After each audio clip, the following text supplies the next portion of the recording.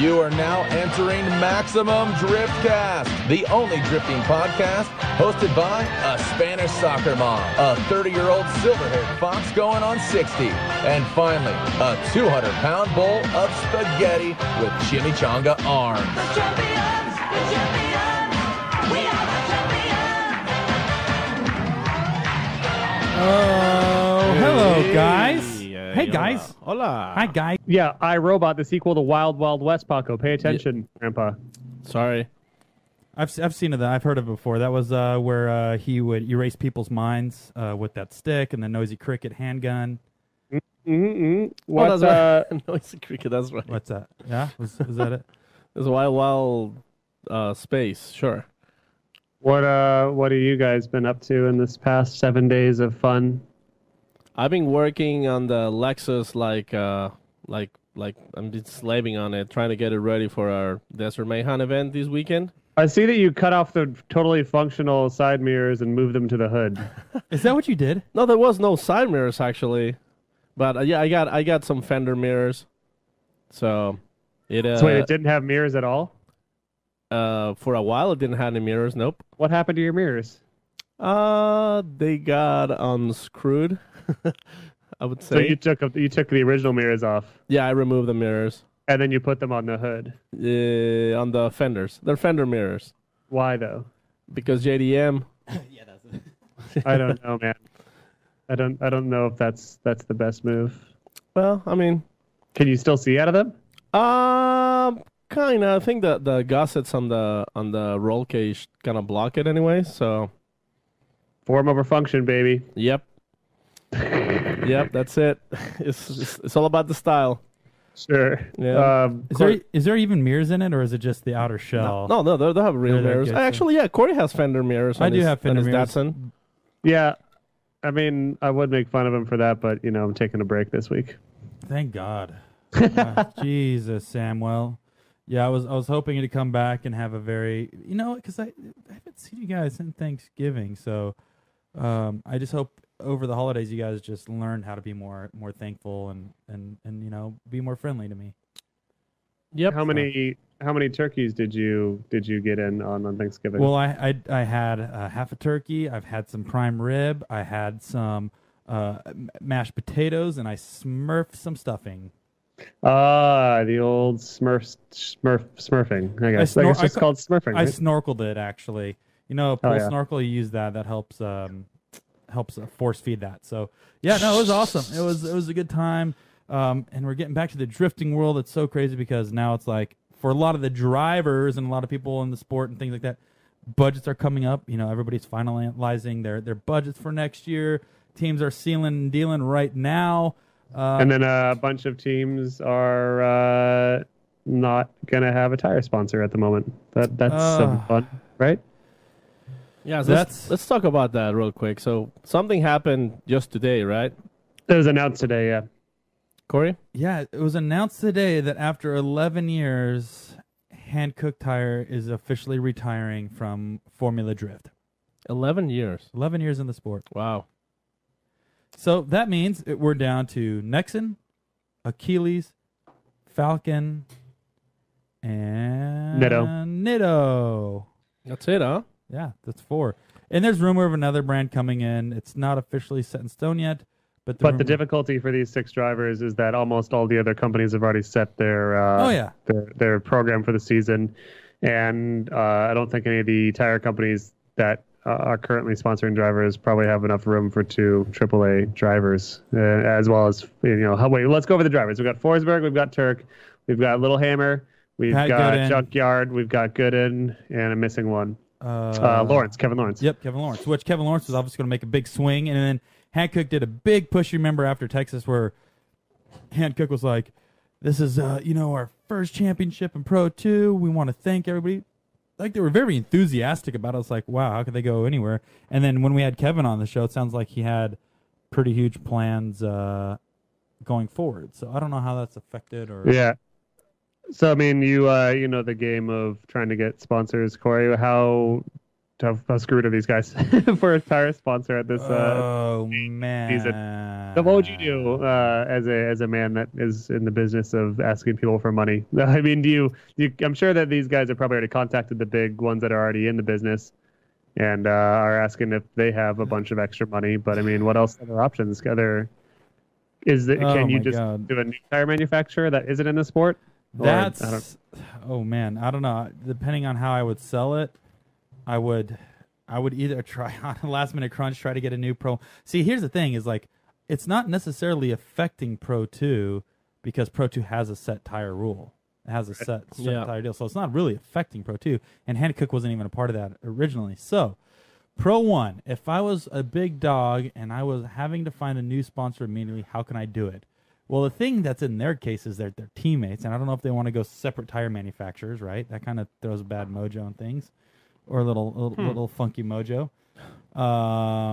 So to find that type of budget and amount of tires that those guys need to operate, I would honestly go find another tire supplier in a different European series or a different series and reach out to them and ask them if they would like to try to jump in an opportunity to get into Formula Drift.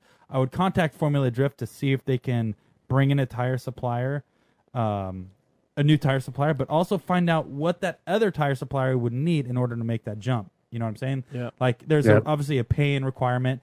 And so once I figure out what they could do, if they say, man, we can only spend 50 grand for buying and we give you unlimited tires, I'd go to FD and be like, hey, we're running tight on tires, dude. I got this company ready to spend, 75, 80, 100 grand to play with you guys. Let's get them in so we can get us, involved with these tires. But that really is the trick, is getting a new tire manufacturer to show up and put down some fat stacks. Yeah, unless if for whatever reason, once again, SEMA was already past the end of beginning of November.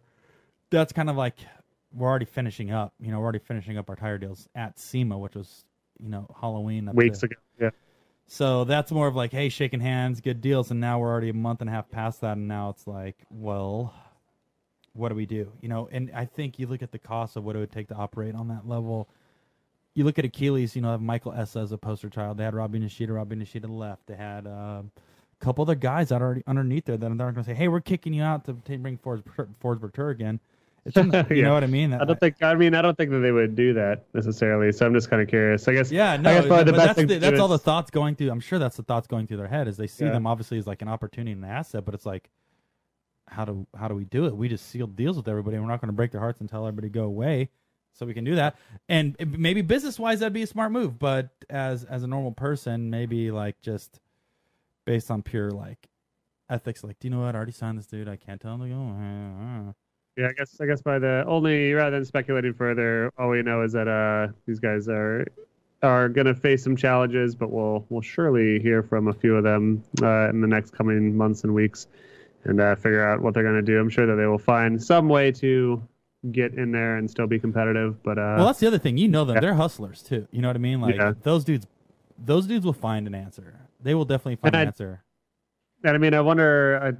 It just is unfortunate that Hankook has this timing. I feel like the end of last season would have been the ideal moment to announce, bow out, or do another year saying this is our last hoorah. Like, hey guys, this is our last hoorah year. Let's try to win a championship, and whatever happens, at least that would give the team a full year to start looking for other alternatives or options. But funny thing, definitely not a massive amount of money in the bigger picture too, of like tire manufacturer stuff. Like we're talking 6 guys, 2 to 3 that are getting the lion's share of that. But probably, just my speculation, probably not a lot of money in the bigger picture of the marketing money for a tire company, which is just kind of unfortunate that that is no longer going to Formula Drift. Well, I did message one of the marketing directors at Hankook today. As soon as the press release was put out, I was like, you know what? I'm going to get to the bottom of this. You can call me Deputy Cocones. That's my that's my Spanish deputy name. That's what I've always called you. So Deputy Cocones. And so what I did is I messaged them and I said, hey, would you guys be interested in chatting today for 15 minutes in regards to what Hankook has set up for the future? And the director says, I have to speak with the heads of the company to kind of see if I got approval to discuss our reasoning. And so we have like a 3 or 4 conversation chat, boom, boom, boom, going back and forth. And then I said, hey, we're going to go live at this time, get an answer back. So I did get an answer back, but the answer was this. So he said, I just got word. Unfortunately, it doesn't look like this is something that I can talk about, so the company is going to have to decline any conversation. I would love to be on the show, but unfortunately, I can't speak on the behalf of the matter. I appreciate what you guys have been doing for the sport. Thanks for offering. Well, so that was our official word from a representative in the motorsports marketing department. But I mean, that kind of sounds that it's probably a little troubling. Because if it was something simpler, they'd probably just say, oh, it's this. But the reality that, their post was kind of vague and that they can't say anything right now, it's a little, not necessarily like preoccupying. It's not like the sport is in any kind of danger. But, there's probably something more in the... We should they just don't have the marketing budget, I guess. But here's the thing is like so let's rewind just a hair here. Let's talk about this for a second. So in 2011, 2012, the motorsports marketing director has been involved with Hankook for quite some time. He was actually my second tire sponsor next to Falcon. I used to run Falcons and Pro-Am, and then my first tire sponsor in Formula D was Hankook. Well, that tire, the marketing director for Hankook left Hankook, I would say, in 2014 and left to go to Nexen. And now the Nexen program is flourishing, and then at that time, Hankook already picked up new representatives to try to take over their motorsports marketing division. The thing is, I think they may have shifted through a couple people to get in position to run that. But I think the people that are in position now are, from what I heard, may not be interested in the sport, or they're business guys, and they say, do you know what? We're going to go after the CrossFit guys. These CrossFit guys and their cars, they need tires, and it's a great, huge market, and it's new and it's untapped. Like, they sponsor Major League Baseball. They sponsor golf. They sponsor Hankook sponsors. You know what I mean? $500,000 that they spend on Formula Drift is not going to go to one billboard at a baseball stadium. Yeah. So I remember watching. I think it was the World Series like 3 years ago, and I was talking to the marketing director at the time. By the way, that number is completely speculative. I don't have any idea what it is, but it was funny because I was watching the World Series, even though I don't watch baseball very often at all. But World Series, come on, why not turn it on, right? Come on, we're gonna watch some dudes hit some balls for sure, right? So I turn on, and like behind the batter, behind the catcher, it's a Hankook sign that's fucking taking up the whole backdrop. I'm like, I took a picture and sent it to him. I'm like, I bet that's not cheap. And he's like, absolutely not. And it's like, you know what I mean? Like, if they're spending money in these other avenues and spending tons of money to be part of it, what's $200,000? Everybody's like, oh, 50 was cheaper to do it. It's like, dude, these guys are already sponsoring. You look at Falcon, you look at Nitto, you look at Nexen, you look at Hankook. These are some of the biggest tire suppliers in the world. Achilles sponsors a soccer team, like a world soccer team, don't they? Like a country soccer. I don't know. I would have to do more research, but I see Achilles putting out that video with like Michael Essa, right? You guys remember that? Then wasn't that through Donut, or who was that through? Sam? Yeah, it was through PSG and Donut, and Achilles is the sponsor of the soccer clubs. Football. Yeah, so you look at that. You look at what these people are spending. What is Formula Drift? Literally, that's a little nick off their budget, I'm sure. Well, and it worked on me. I literally bought a pair of Hankook tires in my early years of drifting, right when I started, because I thought that they were good because the good drivers are driving on them. So. No. You bought them because you thought they said Hancock. No, I already got one of them. So you have two of them. Two hands. So you needed 4 more. And one bass flute. So I get it, Sam. I know why you bought them. Don't try to sell us, Sam. They're out of the sport, for God's sake. You can say whatever you want about them now. Well, that's. I think we can move on from that for now. It's all speculation. But yeah, unfortunately, we lost one of the tire titans in the sport, and we will see how our lovely little sport adjusts for such a loss. And good luck to our friend drivers that will be looking for some money in the next coming weeks and months. Do you know what you should do, Sam? What's up? You should call Turk and Forsberg and be like, hello, guys. This is Mr. Goodyear, Formula D Man. We're just going through taking polls and seeing what tires people are running. Can you give us some information as we're filling out these forms? Oh boy, could you do that? You think? I mean, I could. That'd be a dick move, probably. This is Mr. Tire Checker Man guy. I've been man. Hello, this is me. My name is Stan Blaubin, and I'm here with Miss Big Soggy Boy Younger Tires. Man. I'm here with Big Boy Tires, and you summoned a couple. You saw a couple of big boys. So how about $200,000 and a bunch of free? Does that sound good to you guys? All right. What is it going to take? What is it going to take? We just need some. We need some scoop. Give me numbers. Give me numbers. We need some Formula Drift drivers to burn our tires up, and we got too much money. Too much money, too much tires. Nobody's buying. So we just give them away. No, but I'm really interested to see what they're going to do for next year, and it's going to be interesting to see Forsberg without a Hankook sticker, and that's. I would you know what I would do in that situation? I would just wouldn't run tires, so I'd go straight rim. Oh, dude, I would Jeff Jones it. I'd for sure junkyard it. Is he been on Hankook since forever? No, Jeff was last year didn't even run a tire sticker on his car because he didn't have a tire sponsor. No, but I meant, whatever scraps he had. I mean Forsberg. Forsberg? Yeah, no, he's been on Hankook. Since forever? He's been on Hankook for a very long time. He was, I think the last tire might have been Maxxis, but I'm not sure. Ooh, that's quite some time, dude. Yeah, we'll have to hear it from him. Yeah, we'll have to hear it from Shem. Before we get to the day stuff, I had a good time last week shooting with none other than Sam Humanet. I had never met the dude before, but got to hang and shoot with 2 times Formula Drift champion. I forget which years, but the earlier days of Formula Drift, and we were modding Sam's Lamborghini. Hey. And that was Did you ask him how he got so rich from Formula Drift? Lamborghini. Yeah, he said that it was mostly really shady deals he was making with deals? all those extends and those other natural male enhancements. So if you remember his car in the last couple of years, it was just covered in natural male enhancement. Well, it was blue and white. That was he's running the Viagra flags. The blue and white, which is an indicator. You see blue pill, you know exactly what that is. Mm-hmm. It's you take they got the red pill and the blue pill like Lawrence Fishburne's. No, but he was an awesome dude to hang out with, and we got to. Did he know who you were? It's a funny story. He actually didn't initially. I introduced myself and said, "Hey, we met at NATO Tire Day briefly," and he's like, "Oh yeah, I remember you." And then we did our day's work, and at the end of the day, I tagged him in a Instagram story, and then the next day, he's like, "Holy shit, I didn't realize that you were a Drift idiot." I face. He's like, "Yeah, I followed your bullshit for years." So that was fun for me to know that he had seen some of my nonsense in the past, put together. Yeah. Did he bring up? Did he made it? Did he bring up Paco and I at all? Yeah, he said Paco. Oh, Paco, nice. Paco's the only famous. Who talks worse than him. Who has a worse accent than him.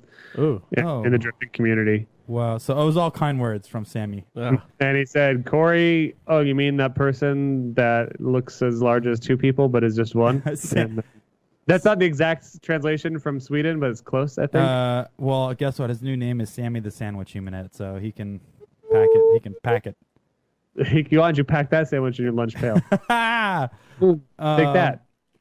So that was cool, Sammy. Other than that, oh, dude, that's it for today. Let's go home. That was the segment. Do you want to get on our first? We got one more order of business to attend to before we end the show. Let's bring the slayer of the chairs, Brian. So yeah, there's been some junk people running around the world lately. Yeah, apparently some people out there. It's there's a big demand for wheelchairs and a bunch of used car parts. Yeah, and hydraulics. Yeah, and for some reason, somebody broke into our buddy Chair Slayer, aka Roberto Personas. What's up?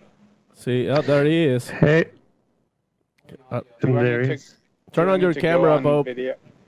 Hello. 1 sec. Yeah. Oh, there you go. Just bring him in. Where? Are we waiting for him? It's okay. Getting there. No, it's okay. You can keep talking in the meanwhile. Hey, there he is. Look at me. There you go. Oh, look at you. Nice and comfy. Oh, there goes that. There goes the neighborhood. Why are you breaking? I dropped stuff. All right, so we're live with Rob Parsons, the Chair Slayer. Hey, man. Hi, Rob. Wait, people can see me? Yep. Yeah, they can. Oh. They're just gazing into your eyes right now, and half your mustache. What's going on, Rob? What's going on? What's been happening, dude? Have you been having a good couple months or no? What's been happening? Yeah, I've been getting kicked in the ass, dude. God dang it. I don't know if you noticed, but I follow you on Instagram and I follow you on Facebook regularly, and I've been saying just bunch of stupid stuff. Let me just say that. Yeah, it's been kind of weird, man.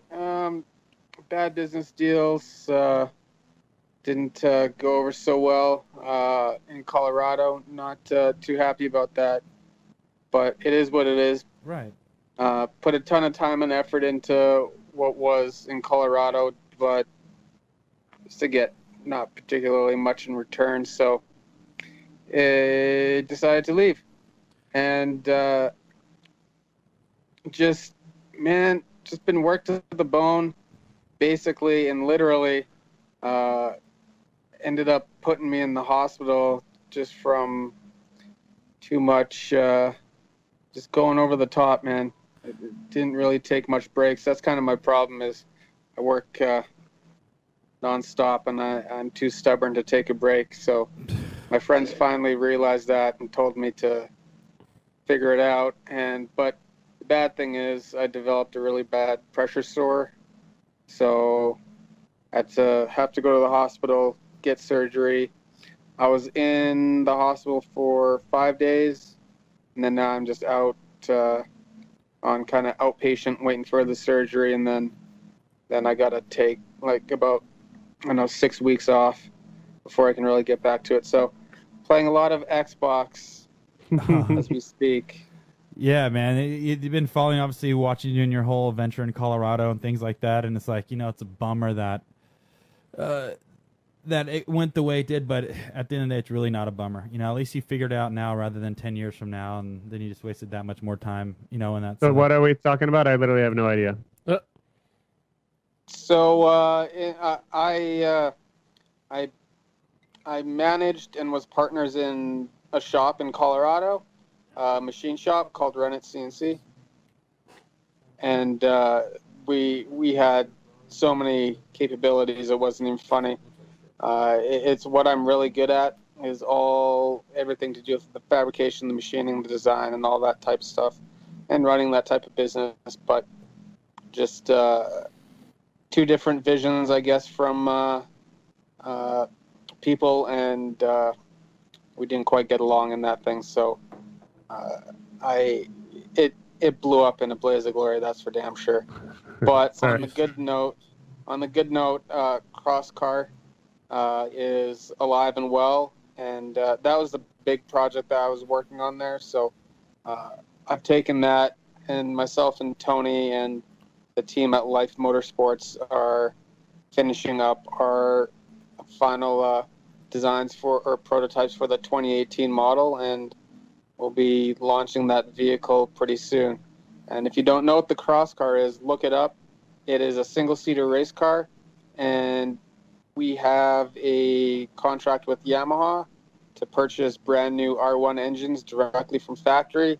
So not only are we supplying a brand new vehicle, but there's brand new, basically ever before used engines in there.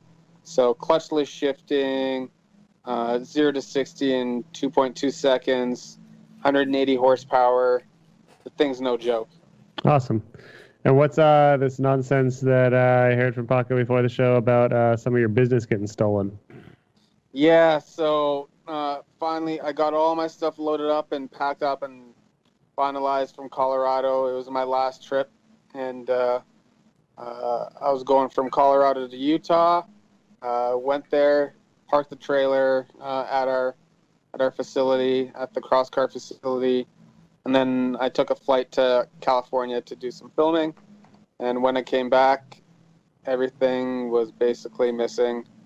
They took so much stuff, it's not even funny, and it makes you think if someone knew what was going on or not, because they went in there, they took the battery out, they broke the window. I had everything from my house in there, so TVs, computers. They even took all my paperwork for my foundation, so all the receipts, all the stuff, all the files from the past 3 years, sorry.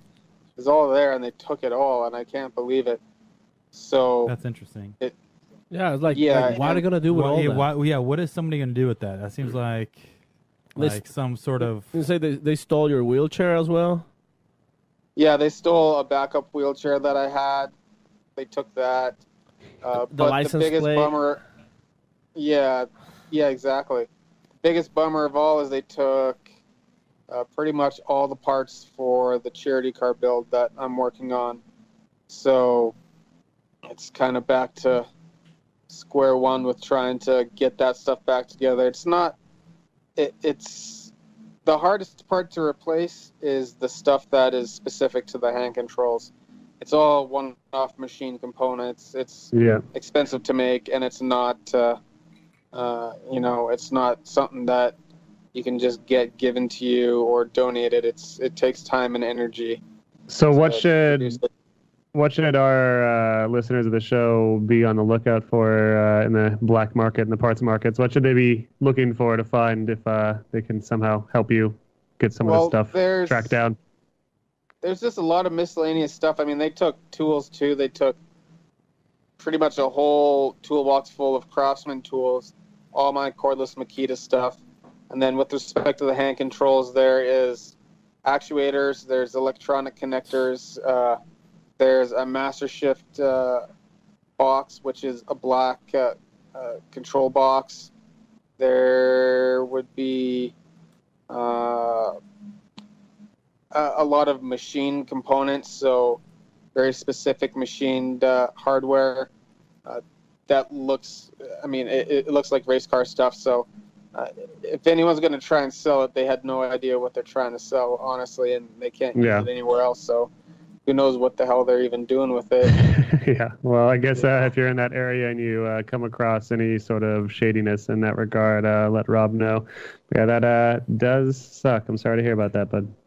Yeah, it's been a trip this past little bit, so I don't know. Kind of happy just to be able to take a step back and take a break right now, and then jump back into it in the new year, so that not only Hurt and I can finally drive and get shredding on the cars, but I can also start building something new and finish up the charity car build so that we can get that given away to somebody who deserves it.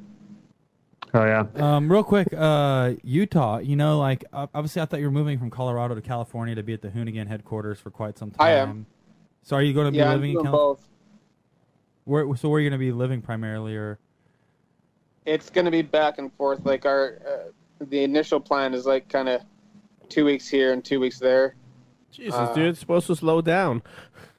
And most of my work with Crosscar at this point can be remote, so that's the good thing. As I'm acting more so as the lead designer on everything, to just all the drawings and manufacturing and all that type of stuff. So it's just a lot of work on the computer. So I'm able to kind of bounce around. Oh, nice, man.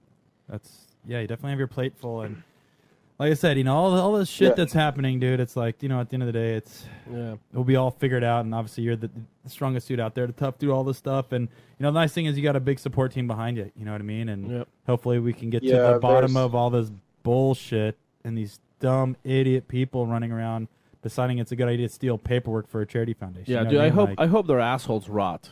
Oh, Paco. Jesus, Paco. Yes, take it easy, Paco. Man. I think somebody should just grab him by the dick and chop their body off. Oh, my God. Stop, guys. My God. Yeah, chop their body off. That'd be good. That's all that's left of them is what they are. I mean, I don't disagree, but the graphic explanations, I would just prefer that they get yelled at and hurt by the bones. Yeah. There we go. Hurt by boats? Or by boats.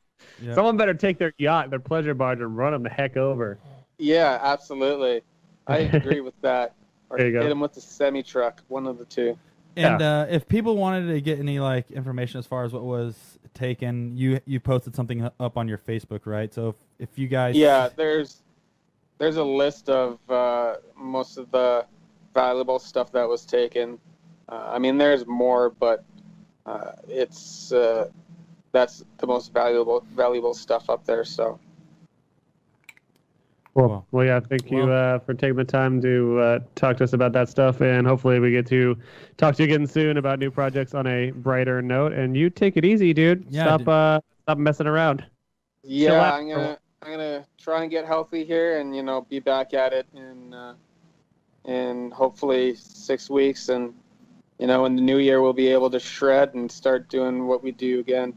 Awesome. Well, everyone who's listening, please keep an eye out for those parts and make sure to send Rob some love over whatever channel you guys prefer. And we will talk to you very soon, Rob. I love you guys. Love you too. We love you more. Soon. We'll see you in dude. California. We'll see you in Utah. We'll see you in Arizona, Later, around the United States. Oh, yeah. Bye-bye. Everywhere. Later. Thumbs out. Where's Later, the guys. at? I was going to try to turn that into a song. Well, I could be a country singer. Sing it. You sure? We'll be seen in Colorado, California, Arizona, Arkansas, hanging out with Rob Slayer. So I was going to sing him a song it looks like he's about to go to bed, so I was going to sing him to sleep, but he'd probably have nightmares. And that's why I stopped, because I'm not a meanie head, Paco. I was liking the song, dude. I know, but it's not for you, it's for Rob. So, Aw. Yep, I'll make up one for you later. Well, I'm just saying. I was heading to Guadalajara, Juarez, Mexico. Travel around the South American border, eating churros. That was it. That's pretty good. pretty good, yeah. Thanks, guys. Good job. Yeah, anytime. So anyways, super bummed what happened to Rob. I saw the post and I was like, Jesus, why? Out of all the people this could happen to. It looks like we're being interrupted. We're just about to end the God. show because we already talked to one guest. We don't need 2 guests today, Sarah. Thank you. Oh, no problem. Yeah, it's a good show. Good All show. right, I'll talk to you later, man. We're spent for. Actually, we're doing karaoke. Actually, we're making up our own music. Yeah, you want to join the karaoke? Like we're doing a quartet. We needed a 4th person for the quartet. Do you know the song "Seal Kissed by a Rose"? That's the song we were going to sing next. Oh, yeah, we were just watching right. Shameless. Cool. Let me start with that. It's going to go. Ba da da da da da da da da da. Now sing the line. Taylor Hull, sing the line. Da, da, da. Oh, Christ. There was a great tower. I don't know. Oh my God, he knows almost all the He words knows. already. How did All right, Seal? awesome. Hey, serious question, Sam. How did Seal get his name? Well, it's funny you should ask. He was once a seal. That's it. I thought he got. Did he get bit in the face by a seal? He was a seal. seal, but then he got a seal change to be a human. If you had a scar like that, what would you tell people how you got it? I would say You got kissed by a seal. no. I'd say never. I don't even want to say it anymore. Anyways, Taylor Hull, what's up, man? Man, not a lot. Just chilling at the house here. Just finished working on my little Mustang drift missile. Actually, it's my wife's drift missile. Getting ready to go to it. Drift missile, or did you build it for yourself and then say that it's her car? Pretty much that. This is like Homer Simpson. We bought it under the assumption that it was going to be hers, and I told her that I was going to teach her how to drift in it, and that's still the plan. But she hasn't yet gotten to drive it. So This is like Homer Simpson gifting Marge a bowling ball. Yeah, exactly. Yeah, that's exactly what it is. Don't you also have like a duster drift car? A sweet coat, like a trench coat. Yeah, just like that, but different. Yeah, I've got a 70 Plymouth Duster that I'm building kind of all-purpose. I want to build it to be street legal, but I've converted it all over to have S-chassis suspension. It's got S-chassis front and rear subframes. It's got wise fab on it.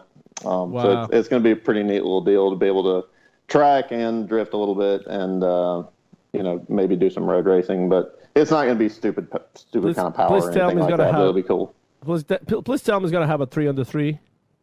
A what? 3 under 3. It will not have a 3 on the 3 on the 3. That's what I heard. That's exactly what I heard, Sam. I had to go, how do you put 3 if there's already a 3 there? It's a 33. No, it's going to have a T56 in it. Weak. Where's the What do you sequential? mean weak? Yeah, no sequential for the Duster. I've got like $2,000 in this car. Oh, yeah. man. That's a lot of money, dude. How much you have on the thicker than a sneaker Magnum, Corey? What's that? Like $500? $1,500 in your car, Corey? Oh, easy. Easily. Cheesy. Easily $1,500. Yeah. What? How many speeds it have?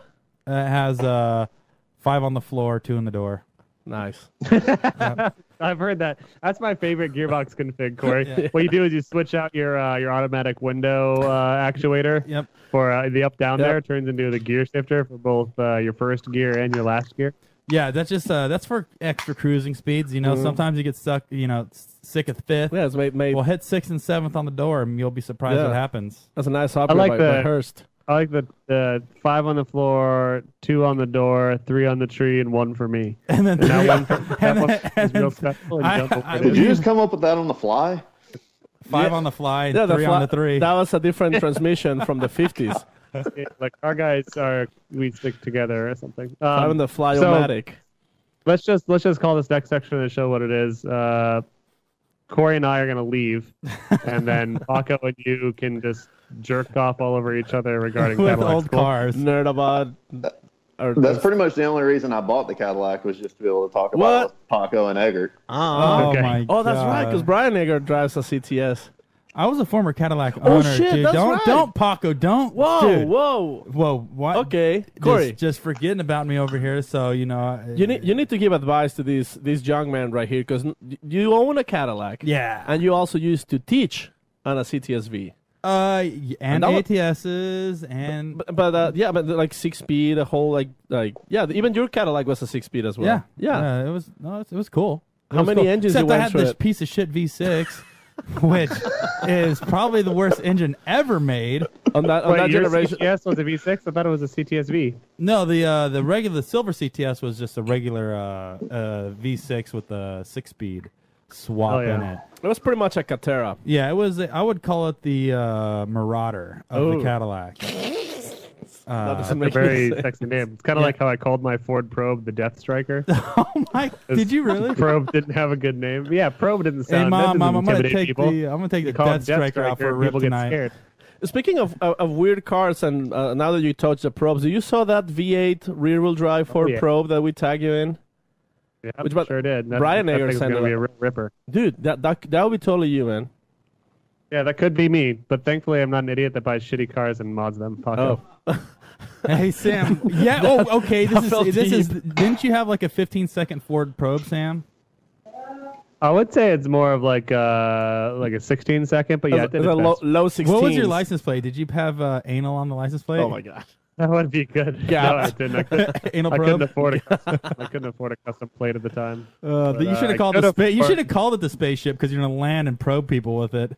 I could afford the mods I had for my Ford Probe. I had a momentary switch installed in my headlights, so I could do sleepy headlight mod. I installed some grill mesh in the grill, and I painted that white because it's a white car. I had some 17-inch knockoff wheels. I forget which brand. And I also bought a muffler and then went to Midas Muffler and had them install not even a different size, just pretty much the same size catback custom. It was a custom catback. Wow. So let's just say ripped. It was I bet was it automatic or was it Manuele? It was a Manuel. Come on, dude. No way. It's a GT. Was it a GT? Yeah, I don't know what that stands for, but. So we've talked all about Taylor's car. Taylor, thanks for being on the show. That was awesome. You can look forward to see him next year in Formula G. You drove Formula Drift Pro 1 last year. Was that your first year in Pro 1? It was, and we only ran 4 events last year. That was kind of a last-minute decision. We really, honestly, didn't even plan to really run an FD last year, and then when we were watching Long Beach, sort of got the idea to reach back out to them when we only saw 27, 28 cars. I sort of thought about running Pro 2, but it like I say, it was kind of a spur of the moment thing, and they said that they'd let us run. I wanted to run at Atlanta, just because I'm from Atlanta, and they said they wouldn't let us run 1, but they'd let us run 4 because of I assume the low car count at the time and wanting to try and fill the field. So that was a pretty sweet deal to get to do the East Coast stuff and kind of get our feet wet and make some good relationships. It was such a good response running in Pro versus in Pro 2. Now I hope the gap starts to bridge a little bit there, but it was really cool just how much doors really did open going from Pro 2 to Pro 1. And next year you're going to be running this Cadillac car in Pro 1? Yes. Yep. That's the plan is to run all 8 events. I don't see any reason why we wouldn't be able to do that. So The car is kind of halfway built right now. It's up at Fortunato, getting some dreadnoughts built for it. So we're pretty pumped about that. And then it'll be probably in a week or two after those are done, it'll be going over to John Makrantz with Committed Service Brand, and he'll be doing kind of the nuts and bolts of a lot of it, the winners deal, and mounting up the motor trans, remount radiator lines, all that kind of stuff. All right, Paco, get dirty. Get in there. What do you want to know? Have you figured out already what power plant you're going to run on it? Yeah, I've gotten that question a few times. So more than likely, unless some kind of craziness happens, I'm pretty sure we're going to be back with the LS motor. That's what we're mocking up in the car. We'll be, like I say, more than likely back with LS and Magnuson supercharger. Nice. Trying to be right around that happy range with most FD cars in that 800 to 900 horsepower range. I don't want to go too much over that because that's when people start breaking stuff, it seems. Yeah. And Courtney knows that's what the goal is. Breaking engines. I know a lot about break dancing. Oh. Yeah, that's about it. So. Yeah, we broke a lot of stuff in the last couple of years. So I'm trying. The main goal for this year is reliability. That's what we're really, really striving for because I'm tired of working on my stuff. Yeah, I mean that should be I think anyone that is in the newer end of FD / anyone that is not in the top 10 drivers, like really needs to focus on reliability because it seems like that seems to be the largest hindrance of any driver now as they try to reach that 1,000 horsepower number and run a program on a budget. So yeah, I think LS is probably the way to go on that, right? Yeah, we definitely think so. I built my own car up until this year, everything A to Z on it, minus the actual assembly of the motor. And, I really trust myself for, Pro-Am builds, maybe even up to Pro 2. But with this level and this kind of competition, it was time to take it to somebody who really had the time and knowledge to do this thing right. So that's what we're doing. I've watched John build a couple of Sickie cars, and now Austin Meek's car in Pro 2, and I just watch it just continue to work and work and work. Right. And that's what I need. Nice. And what made you choose the Cadillac ATS platform? I mean, is it the Gamma platform? Is it the same as the Camaro?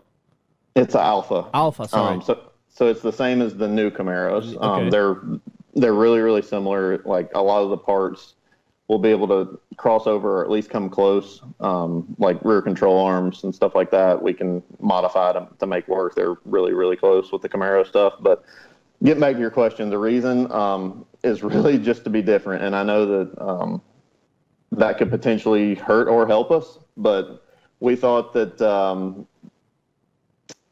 doing it this way would be more marketable. One, just have a new car. Just something newer, something different than everybody else has. I'm sure we're going to have some challenges, getting it with the front angle kit and stuff like that. Obviously, there's no WiseFab for Cadillac, but we've got some pretty good plans in place to figure that part out. But, yeah, I think just the marketability of it and being able to showcase our partners in a unique way with this one-off car that nobody else has, I think is going to be really cool.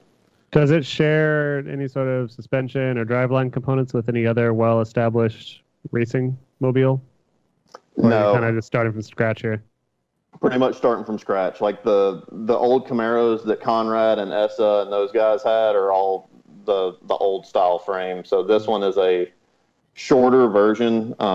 That's another reason why we chose the ATS, because the car has a shorter wheelbase than like the older Camaros and even smaller than like Odie's Genesis. So, people think of a Cadillac and think, oh God, it's, just a huge car, but the thing's only like 108 or 109 inch wheelbase. I can't remember. So it's just marginally larger than like a GT86 or something like that. Yeah. And what year is this car?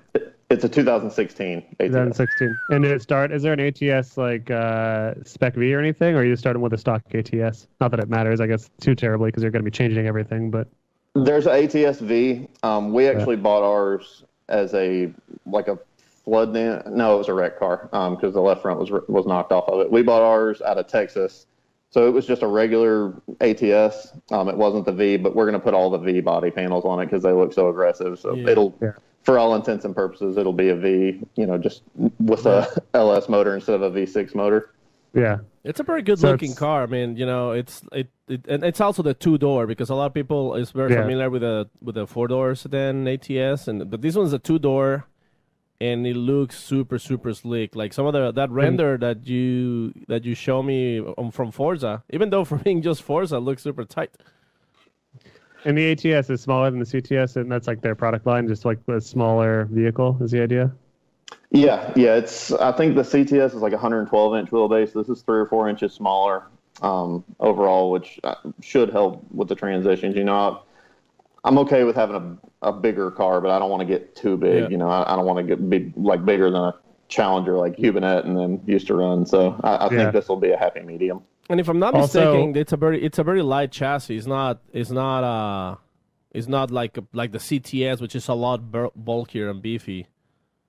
Yeah, I think that's another misconception about the Cadillac. I saw a lot of people in the comments, like this elephant or whatever. But it's the car, I think, from the factory weighed like 3,400 pounds. So I kid you not, I pulled, I think, 75 pounds of wiring out of the car because I went to scrap it. It was ridiculous. I've never seen so much stuff come out of a car. I've never gutted a new car like that. It took a really long time because I've been trying to sell some of the stuff as I get rid of it too. So I recommend that our listeners either do or don't do this. But I just tried to Google Taylor Hull Instagram and click images just to see what's up. And there are about 45 images of some girl taking selfies and 1 image of a Cadillac CTS. So apparently there's a Taylor Hull on Instagram that is some babe taking photos of her PG-13 barely rated photos. So that's interesting. They have that to compete with. But I don't think that's anyone in the family. Hopefully, at least. Well, you should piggyback from that.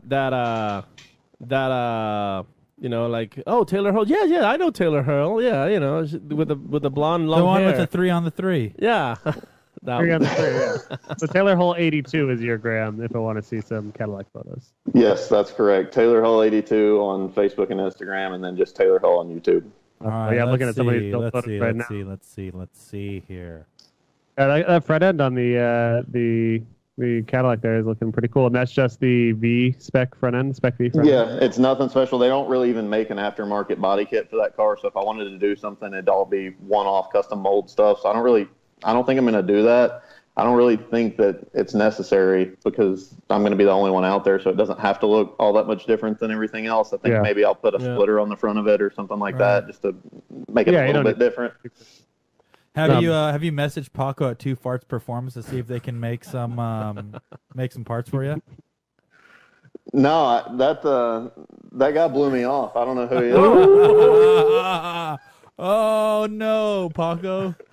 Was that the wrong person? That's definitely a different guy. You're 2F, you're not 2 Farts. Yeah, exactly. I don't blow anybody. Yeah, I mean, know that. Whoa. Maybe for free bumpers you would, but other than that. I mean, not that I would. Would you be interested in ATS stuff? I would or love how do you think the market is for the Cadillac stuff right now? I don't think there's a market for. You see Grandpa JoJo. Grandpa JoJo's cruising his ATS. Some peel and stick chrome grills. Nope. Grandpa JoJo's going to keep the factory gray color you supply the bumpers in.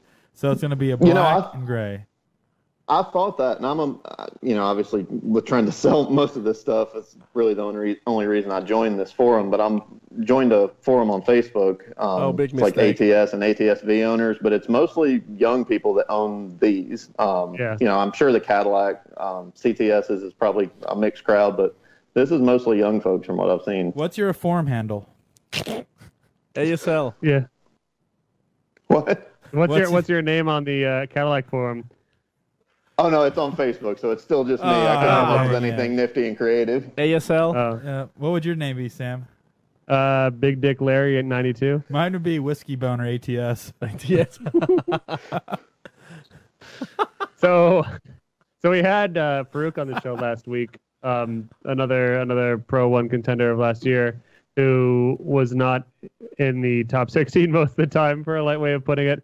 What's your plan for next year, 2018, to kind of make a name for yourself in Pro 1, being one of the drivers that, I don't want to say you necessarily struggled, but you went to 4 events and you didn't get further than top 16 looking at your No, we didn't make a top 16. So, first of all, I beat Farouk in taking my suit off the fastest in that competition that FD did. So I'm already ahead of him there. We have the champion here, by the way. Corey's the fastest. Oh, that's right. Corey did win it all, didn't he? Yeah, usually my new suit's going to have 3 legs in it, though, just to make it a little bit easier to get the suit off for the next time. But, yeah, I was struggling with it. Usually takes me about 4 seconds flat to squeeze out of that thing. They actually Which is surprising because to squeeze into it, he's got to lube up his whole body with a bunch of butter. I've been using vegetable oil. He was pre-buttered. I was pre-buttered. Like, hey, we're gonna have a competition. Take off your suit. And so I said, all right, give me 1 second. I ran to Beaver's truck stop across the street, found some extra virgin olive oil, slicking up the pipes. Yep, that's it. 10 seconds later, we're out of that thing. How long? How long did that take? Question: How do you make a name for yourself in Pro 1 in 2018 before Corey gets really in depth into his body butters? I think just the Cadillac by itself is going to help a lot, right. Which is again why we chose that. But the second piece of that is doing what I have to do to make the car reliable, because that is. I'm not saying I was the best one out there and I would have won all 4 of those events if my car didn't break, but we didn't have a single event where we didn't have a mechanical failure either in qualifying or in top 32. So that's why I was incredibly frustrated. I think at Orlando we broke a blower belt. At what was next? Atlanta, our fuel pump quit. At Jersey we knocked a hole inside the motor, and I don't even remember what happened to Texas, but it wasn't good either. Yeah, so reliability though is a key. And hopefully you're not going to finish your car a week before Long Beach. Hopefully you finish it very soon and can test the hell out of it, right? Yeah, the plan is to have the car done and testing in February. So hopefully we can get together with some of the guys, local in the Southeast to get everyone together and practice, maybe go down to Orlando and do a test day or something like that, since we're going back there. I know all you guys are thrilled about that, but I actually really love Orlando. I'm probably one of the few, but I'm super Why? Well, probably because I'm comfortable there, but How are you comfortable? No one's comfortable. That's the worst thing. It's like the most uncomfortable. He might be part alligator. Are you one part? I'm comfortable in the car there. Now, outside the car, we had to pull the transmission out, and it was so damn hot that the jack stands were sinking into the asphalt. So I don't want to repeat that, but the track itself I actually enjoy. Yeah, the track can be kind of cool, but everything else awful. How pumped are you guys that we're going to Gateway? Yeah, it's actually we forgot to mention that in our news portion of the show at the very beginning, because we got too caught up in the Hankook story. But yeah, Formula Drift announced today that they are confirmed dropping Canada, I believe, and doing Gateway near St. Louis. Midwest.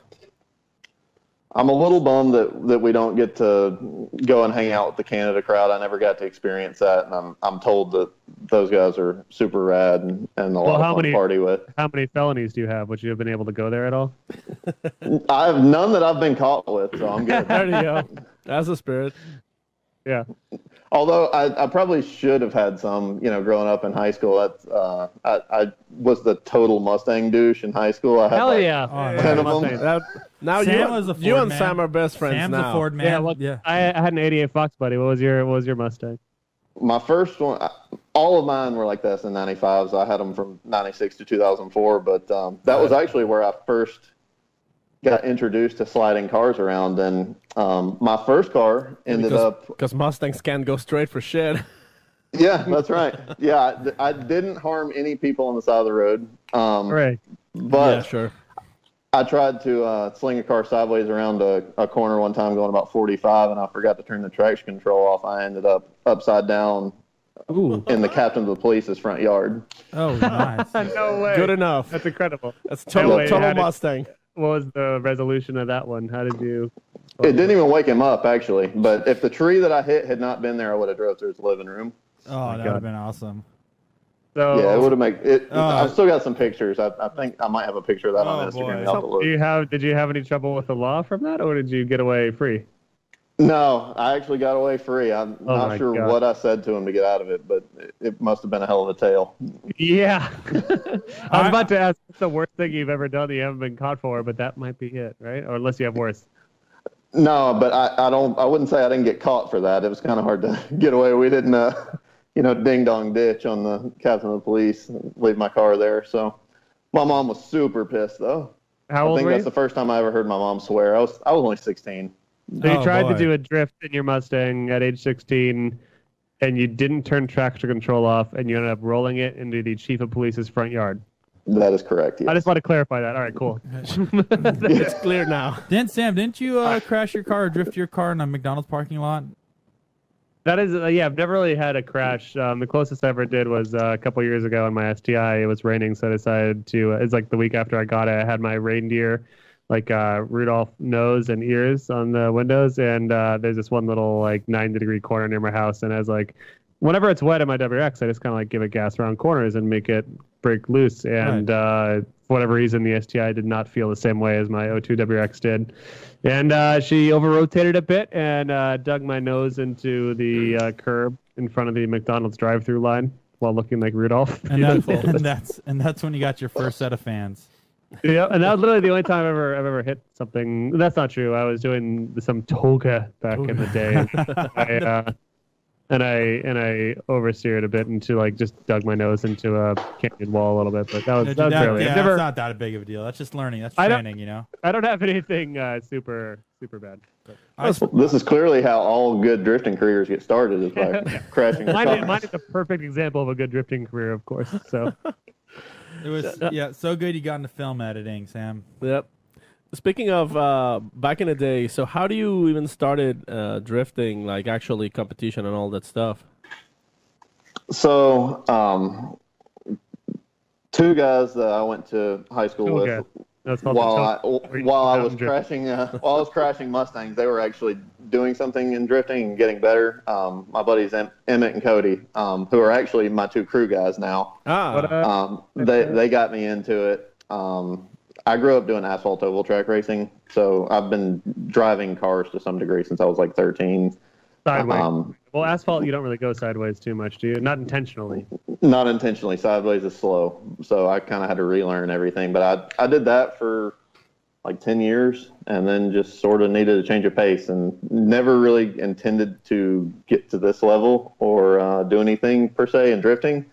But got a S13 LS motor, the most stereotypical drift car that there is now. And just started going out to events.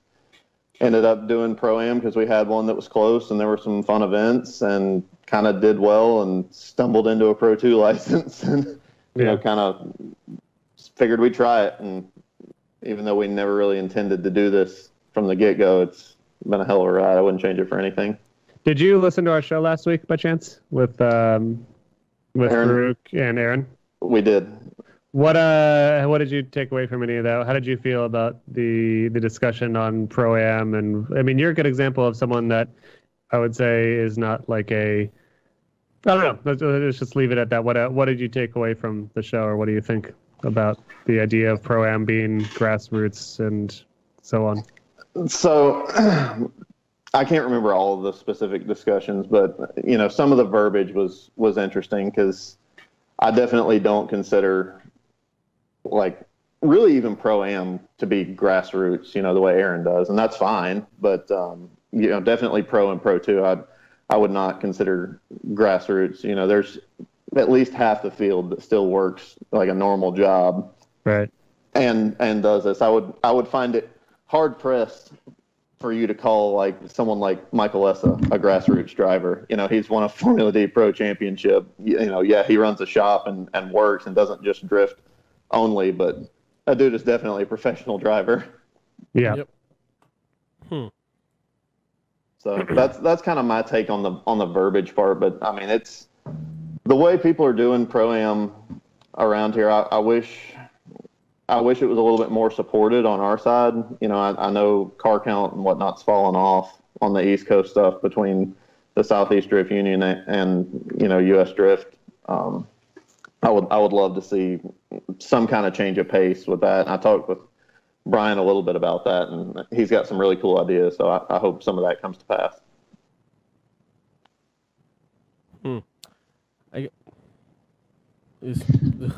That's like an uncomfortable silence. You struggling there, Sam? It's only uncomfortable. I'm struggling. Can you hear me? It's not uncomfortable, Paco. Just a moment of reflection. Until you say it's uncomfortable, that's when it's uncomfortable. But it's a lot of good, valid points. And I think the amateur series, might need to change a little bit to kind of keep up with where everything is going. I do believe some new things need to be implemented because everybody bitches about the gap. Oh, the gap's so different between Pro-Am and Pro 1 or Pro 2. Whose fault is that? Think about that. Whose fault is that? Uh-oh. I feel like they're doing what they can as far as pro or as far as FD goes. To bridge that gap. I mean, 4 years ago there was no Pro 2. I cannot imagine coming out of Pro-Am and going straight into Pro now with the way things are. It would be insurmountable to be able to do that. I think even back real quick for the record, my mic fell off the desk clamp, and then I was struggling heavily to get it to not make a bunch of noise while being muted, and then it wouldn't unmute. But yeah, I'm here, and I had something very insightful to say right after that moment of silence that Paco said, but then of course I lost it. So, anyways, back to you, Paco. Thank you. So we can see Sam is holding his microphone a la Freddie Mercury style, like both hands, like it's ready. Look at him. There you go. I'll be right back. God, like a champion. Yeah, there you go. And well, I mean, yeah, like I think even back in the day, like when you went from Pro-Am to Pro, I mean, even though the level wasn't the same as it is today, it was still not just a straight up easy transition. I mean, it was. No, Daigo Saito was there. He was like that was it. No, it was definitely different because once again, there's not a lot of stuff that's taught. There's not a lot. There's no similar practices between Pro-Am and Pro 2 anymore. It's not. It's what the organizers run the organization the way they want to. So if there's guys saying this is a grassroots event, we don't need cages. We just need helmets. This is what's going to make our events the best. And if you do well at our slow grassroots events and you can get a license, well, guess what? Now you're taking a dude that has an S13 with no cage in it with a KA, and they're doing well on a tight track. But go ahead. Now set them free into Pro 2 because you gave them a license and they think they're looking. What? Now people are asking, why is there a big gap? Why is there a big gap? Think about what the organizers are doing. Yep. The rules are all over the place in Pro-Am. There's no rule. There's a lot of difference between one Pro-Am organization and another Pro-Am organization. Where's the problem start then? That's the point. Where does the problem start then? If there's 10 feeder series and 10 feeder series are doing everything different than one another, and there may be some similarities, but where does the problem start? Is it the driver saying, "Oh, I'm just not used to the jump"? No, the drivers are learning from what they are in Pro-Am. That's the whole idea, isn't it? That's the whole idea. Yeah. So these feeder series are not doing their jobs, and that's why there's that gap. It's very simple. It is very simple, and people don't want to realize it and look at it. And I think it needs to go back to the organizers of the series to say, you know what? If we're going to breed drivers or offer a license, maybe we should train like we fight. And the way we fight in Pro 2 is much different than the way we're fighting down here. And if you still want to come out and have fun, still come out and have fun. Yeah. But you need to understand, like, if you want to do our party events, do our party events. We're trying to send people over to this pit. We have to get them ready. Right. Where were you last week, Corey? We needed that exactly. sort of vigor and passion. I was laying on my couch playing World of Warcraft. Yeah, we know. Good Corey. job. Corey, I'll probably err toward the side of your stance on that. Like, if you can't keep up with the big guys, go home or whatever, and make the rules a little bit more similar. But playing devil's advocate as an organizer, you're going to have less people show up if it's that way, and you may not be able to put the events on at all.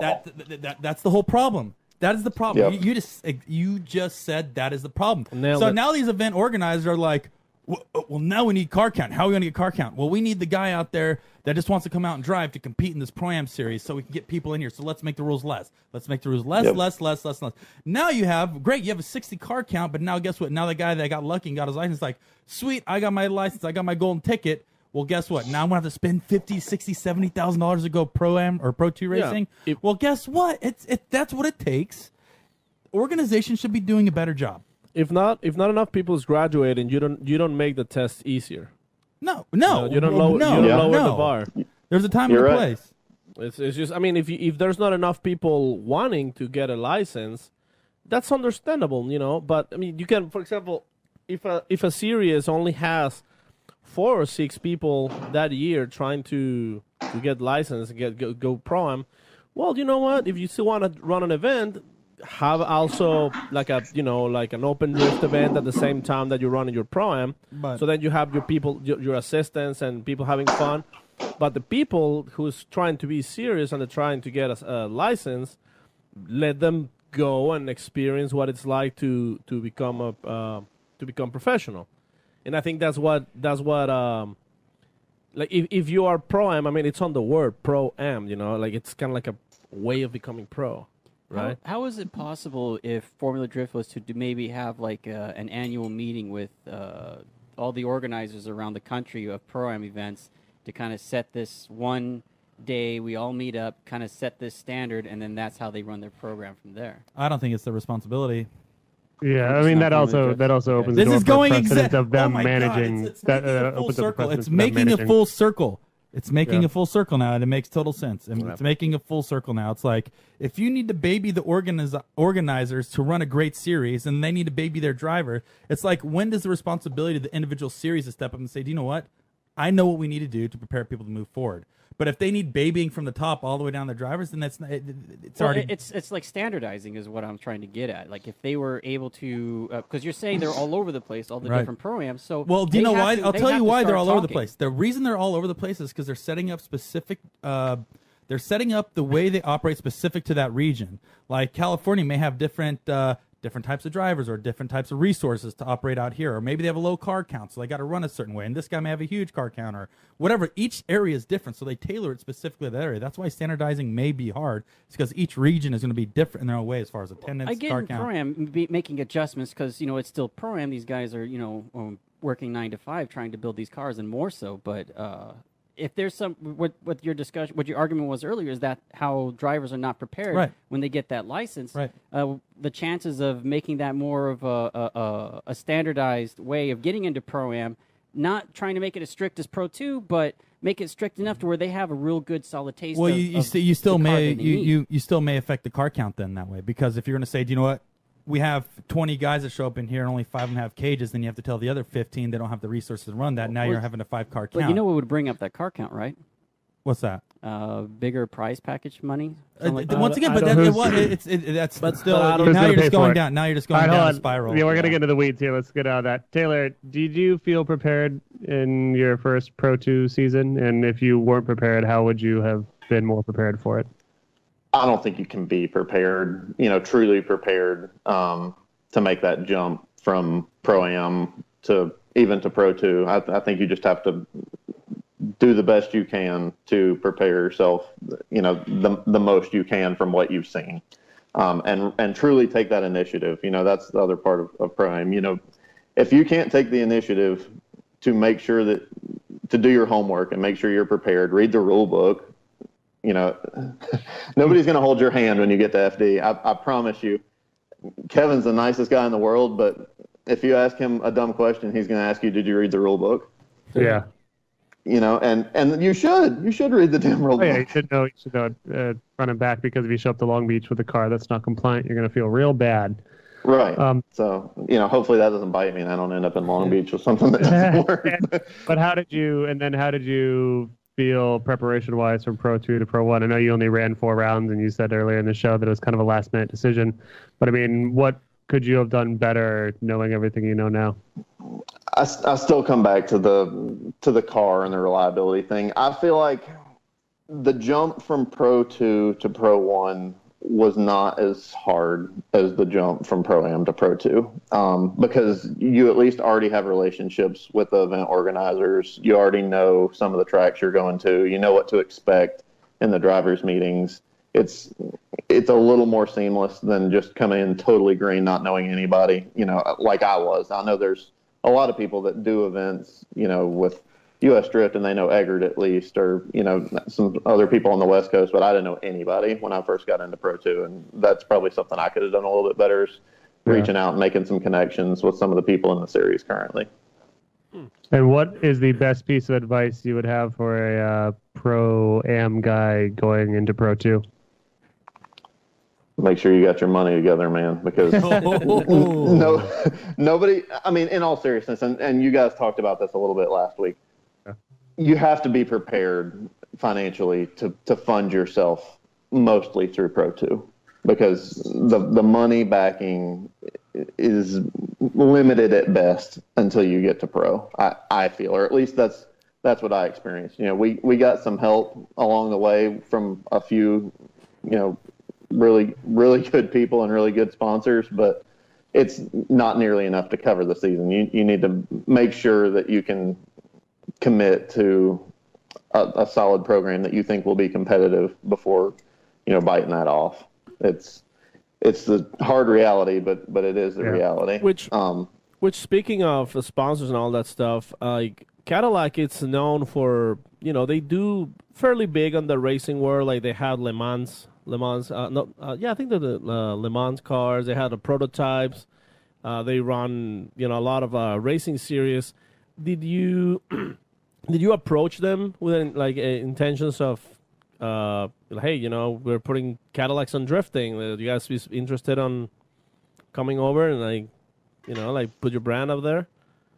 Yeah, I did actually. We talked to some people within our region and the brand marketing, and that door's not totally shut yet. So I'm afraid it may be, and not afraid, that's not the right word, but I think it may end up being one of those, if you build it, they will come kind of things. Everybody's got to see that this is actually going to happen first, I think, because nobody's done one, and just because you say you're going to build something, traditionally doesn't always mean it comes to fruition. So I hope that maybe once we get the car done and get it out to some events, even get testing, maybe we'll get some of that factory support, because that's kind of opening Pandora's box there. That would be the dream deal, to be on something like what JR's on, Ford factory support. So that would be really, really cool. But door's not closed on that. It's still in conversation. So maybe. That's cool, because Cadillac actually supports racing. I mean, they're for a luxury brand, they're actually heavy on racing, and the vehicles you see out there on the racetrack, they're $150,000 to $100,000 race car builds with high horsepower and all that stuff. So I don't see why not supporting, again, the same thing we're talking about, supporting a program where it's not gonna cost that much money. And it's particularly one of the things that Cadillac's been trying to do is reach a younger audience with these cars that are more sporty, more like BMW 3 Series entry level. Well, it's like Taylor said, these forums where he's trying to sell these used parts is full of people our age. You would think that Cadillac would recognize this and spend $100,000 on a program, and 15 grand, 20 grand. I'm sure Taylor would take $100. But I'm not prejudiced to any kind of contributions. Yeah, but I mean, it's to spend $100,000 in Cadillac's world, that would be a drip in a water in a bathtub. It'd be so minor, and it would cause such a shockwave to the sport right now, which is just such a bummer that there's not the right marketing person that'll realize that. Yeah, it wouldn't even make a line item in their marketing budget for sure. And it is like you guys just said, they're not marketing the ATSV and the CTSV to Luther and Gertrude out there. They're marketing it to the millennial market. So this is a really good opportunity, I feel like, for them to get in and make a splash with something like this. But lucky for you, Taylor, a lot of executives at Cadillac listen to our show weekly. So exactly, I'm super pumped about that. I'm glad that we'll get to reach them here. Yeah, what do you have to say to our Cadillac execs that are listening right now? Sponsor me. It's going to be fun. You won't want to miss this. Yeah. Believe me, please give me money. Yeah, no, I really do think it will be a good opportunity for them, and not just them. Some other manufacturers that may want to get into the sport, not just through me, but through some of the other people. I know Toyota is involved and Ford's involved, but maybe Chevrolet will get involved with Dirk or Matt or some of those guys that are bringing the Corvettes in. I think any kind of more support would be good, especially, I'm sure that we were going to get into this at some point, but especially with some brands leaving I think having some influx of new stuff would be really good. Yeah, I mean, there's always been brands leaving and brands coming, so it's not that strange. I think that Hankook would bow out. I mean, other tire companies have bowed out each, every in the past few years. Almost every year, there's been a major company bowing out, and Falcon came back, of course, which is nice. Maybe Hankook will be back in a few years. But like you just said, Chevy is actually would have a really good opportunity right now to spread out some money, because there are going to be two newish Corvettes in there. Your Cadillac is going to be in there, and that's without any support. So it's not like Chevy hasn't tried to market to youth, whereas we talked to ESSA about the issue of BMW sponsoring, because it's not like they were really their motorsport division really looks at the renegade sport of drifting. But Cadillac absolutely, or not Cadillac, excuse me, Chevy absolutely sponsors youth-driven products. So maybe we'll see some of that. What's your tire plan for 2018? So we are super pumped to be back with Achilles. Sherilyn's been awesome to work with, so I'm really, really happy to be back on the 123s. That is an amazing tire. I've driven on several different tires, coming up through Pro-Am and then into Pro 2 and now into Pro 1, and I'm really, really happy. It's my favorite tire I've ever been on. Do they have like an extra $500,000 of sponsorship money? I'm asking for some friends. Yeah, I'm sure that it's all up for grabs. I'm certain, especially with 6 drivers off their labels. Right. What are you doing about livery? Because I think that's a very important part, especially coming with a new car. You want it to be flashy, but you don't want it to be overdone. And from what I've seen, I mean, it looks like you're trying to go with a little bit of that NASCAR look, like the black, red, and white, a little bit of Monte Carlo. I threw you a Dale Earnhardt tribute kind of deal. I don't know, maybe it's no coincidence that Pat and I are the two from the Southeast and we're both big Dale Earnhardt fans, but not the stereotypical Southern redneck NASCAR fans at all. But I like the simple schemes and stuff like that. But, I was looking back at liveries of like Daigo's car when he first came in, and I love the sharp edges and everything on that. So I'd love some, I tried to do like kind of a deal like I think maybe Josh did last year, trying to get some submissions for liveries. I'd love some people's input on some of that stuff. That didn't backfire. No. But yeah, it's my colors have always been black and orange and white and maybe some silver. So I've heard I love orange. I've always been a big fan of orange. I don't know how that'd look on the Cadillac. It might be too loud on that thing. Well, it's drifting. It's meant to be loud. So yeah, I mean, I think like an orange accent on the black car, like orange and maybe some silver, some dabs of red. Well, why don't you go ahead and design it, Paco? Well, maybe people can get mad at you. Maybe I would. How about that? We can put some orange paint on some 2F fenders. It'd be fun. There you go. Some orange clean and some green. Green. Is that green clean as well? The degreaser. Fast orange and simple green. Fast orange and simple green. There you go. That's it. Thanks, Corey. Got to get some green on there for Achilles. Oh yeah, there you go. Yep. See it. And of course, this is a question that you can only answer within the confines of being sponsored by them. But how do you feel the Achilles tires stack up against the other competitors right now? Like we've heard, the Achilles have been a very strong tire over the years. How old is the current tire you're running, and how do you feel it stacks up? They're my questions. From what I have driven on in the past and then getting on Achilles tires, I feel like it is the superior tire I have ever been on. And, I've been, again, with several brands. I'm super, super pleased with how I felt my car picked up 5 or 10 mile an hour in drift when I went to the 123. And it's really, really impressive. So we're hoping to be able to run the 285 this year.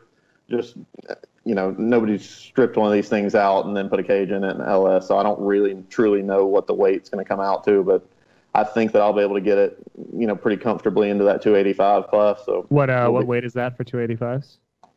I think, Corey, maybe correct me if I'm wrong. I think it's 3,100 and up. Yeah, I would have to double check, but you sound like you're pretty dang close. Yeah, it's either. We actually just got emailed. We just got up. emailed the rule book today. I don't know if you say. I saw that. I saw it right before we got on here. So and you haven't read the whole thing, Corey? I just look at Cliff Notes. You only have to read the parts in red. That's the only stuff that changes. That's the only thing that matters. Right. I mean, Corey's been sent back to his pits a couple times after not passing tech, just a few times, so he knows.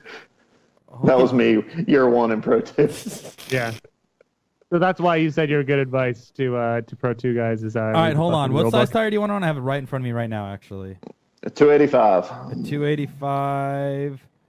Well, but you already know how much the car's going to weigh and all that? If you wanted to run a 280, you're going to be running $2,900 to $2,999. A 290 is $3,000 to $3,099, and so on. So, yeah, a 280. Cool, so as long as it weighs Why are they choosing 290 and 280? I thought tires usually come in like the. Well, this is the tire size. This is the tire sizes. But don't tires usually come in like 215, 225, 235? This is per the rule book, and I can screenshot this and send it to Big Ball so he can share it.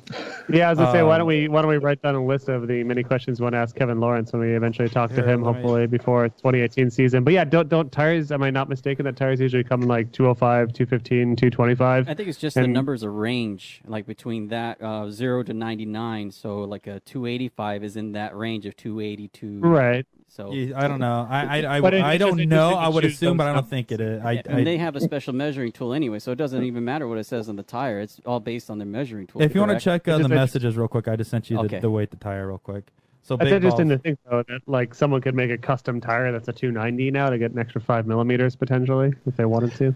Well, it all kind of depends on what size wheel, and I think you can even change it a little bit with air pressure. So that's why Kevin's got that, that makes tool sense. To be able to measure them. That's my question, I guess. Then if you're stretching the tire that's a 285 onto a rim, then it might be more of if you're actually measuring the tread with tape measure or whatever. Yeah, he doesn't care what it says on the side. He measures it with his little tool, and that's what it is. Yep, interesting. Oh, let's see. Big Balls is pulling it up right now. Let's look at the stink. There you go. All right. You see that, Pac? Yep. So yeah, they go in 10 millimeter increments, and there's no halves. So a 2100 at 2399 is a 240. Yeah, so that's kind of what Brian's saying. Like it's up to what they measure off the tire, not really the number. Because like some tire manufacturer. Well, no, that's absolutely it. But it would have to be within that range. Okay. Or no bigger than that. Interesting. Right. But you're shooting for lightweight, right? Like you're hoping to be around the 2900? Under 3,000. I think I want to be right about 3,000 because I want to be able to run that 285. I think if I give up, 100 pounds to get from 2,900 to 3,000, the 285 makes it worth giving up that weight. Absolutely. That's what that's a lot of things. When you go to build a car, like a lot of these guys are now building a car to that specific tire size because they don't want to be. If you're going to run a 280, you don't want to be sitting at the highest weight bracket for the 280. You don't want to be 3,099. You want to be at 3,000. You want to shave as much weight as you possibly can. So that's why people have been moving things around. That's why I think the rules you can add up to 2 batteries to add a little ballast, and I think you have 50 pounds of free weight. Yeah, what's that? Is that measured wet weight, guys? Is that like with your big wet body in there, Corey? Yep, all slunkered down. So if you ate too many hot dogs and you weighed 3,001 pounds, that messes with you. 3,001 pounds. If I was going from like 29.99 to 3,001 pounds, I can go up a 10 mil and higher. So I go from a 270 you just can't be at 30. You can't be at 30.01 and take a big deuce. Yeah, so. Then I'm gonna have to do a quick pit stop. Mm-hmm. I like the idea though that like you like to tiptoe like at the edge right there. Yeah. Corey, and like you're at like 3,001 pounds, and then you gotta dump out your pocket hot dogs before the run, because everyone knows that Corey in between runs, like in between battles, he like, does his follow run, and then he eats a hot dog to recoup some energy because it takes a lot out of him. Well, what before I usually he does do his lead run. I mean, what if you have to take those out of your pocket to make weight? What I do is I roll around in the dirt and grass and try to absorb as much material as I can. Yeah. So right before the scales, I just come up as a filthy mess. Yeah, but that's after a quick jog around the trailer, so you get all sweat and it'll actually stick to your clothes. Yeah, so there's a lot of methods you can use. Actually, what's funny? Racing go-karts when I was a kid, they used to scale us after every race, and my dad told him, he's like, hey, as you roll up to the scale, put some rocks in your pockets. So I'm rolling up as I'm putting rocks in my pockets as I roll up to the scales. But this is back in the day when you used to be a thin little twink. Like, yeah, 12 years old, probably $1.60 stacked. Oh. I'd probably beat your ass, Paco, at 6 years old, dude. Come on, dude. Yeah, but I no, mean, seriously, you're true story. I used $1.60. to roll, as I'm rolling up to get weighed, I would literally just, like, sit on my side pod and start sticking rocks in my pockets to make up that extra 2-3 pounds. I think in today you still put rockets. Yeah, I got a couple pocket rockets. Yeah. You're right, Pop. Should have done that going up to grid. That way you could throw them at people. Oh, in the for race. sure. Yeah. He's always carrying a bunch of cocktail hot dogs in one pocket. That's for sure. Yeah. That's for the go. Yeah. Little And if he quick finds snack on the- anything, snack if on he the finds fly. anything shiny alongside the track, I'll pick that up too. He's like a squirrel. Or he'll toss him out the Shiny. window mid-battle like Mario Kart. You know. Yeah. Yeah, there You you guys go. got to get that Oscar Mayer sponsorship, man. I know. Tell us about Dude, it, man. Corey, seriously, Corey, Jeff what- Flaherty. What's holding you down? Have you even sent them Yeah, no, I sent him a sponsor- video. I sent him a video. a packet? No, Sponsor I pack? just sent him a video request, and I saw it on Instagram. I got seen, but they didn't respond. No. Yeah. Well, So- you Isn't know, that the worst? yeah, Yeah. what I did was I actually, like how you have those, you get an empty can, you put a string in it, you can talk to somebody in it. I actually made hot dog nunchucks, and I was doing it in a Speedo. That's and, why. And they didn't respond, so I'm It was- really kind of... It was the third hot dog on picture that lost you that sponsorship. Yeah, I dude. used my brother's Speedo, and he's about 150 pounds lighter than me, and they didn't approve the proof. They saw it. I know they watched it. We're being followed by Chef Boyardee, by the way. I don't know if you know that. I have no idea. Really? yeah, I'm really we excited. are. We are officially being under the eyes of the chef himself. The chef, the The Sea Dog, Yep. CB. Boyardee. All kinds of food products getting shout out here. Yeah, right. Yeah, you have no idea. So Taylor, before we get to Instagram, I'm sure we all have some more questions, but you guys think of yours. But Taylor, what drew you to drifting in the first place, and where would you be if you weren't pursuing this crazy ass dream? I think just the demographic, I guess, probably drew me there originally. From the oval track stuff, it was mostly middle-aged to old guys or kids that parents had a ton of money to sink in there. So that was good to get away from a little bit. And I don't know what I would be doing. Like if I didn't mess with cars, man, that would be a really boring life. I have friends that have no hobbies and don't do anything. I'm like, what the hell are you doing with your life, man? You got to go out and have some fun. You can't get buried with all this stuff. Right. Yeah, but I mean, any spare moment that I'm not doing something with the Pro 1 stuff or the Cadillac, I'm out messing with that Mustang, trying to get it to drift better, and messing with the Duster, trying to finish it up. So hopefully I'll have 3 running drift cars next year. That's the goal, and be able to get a lot of seat time. Even I swear it's a really good thing, I think, for people to have. I know I'm kind of getting off on a tangent a little bit. No, that's what this show's about. Someone All about asked the me. tangents.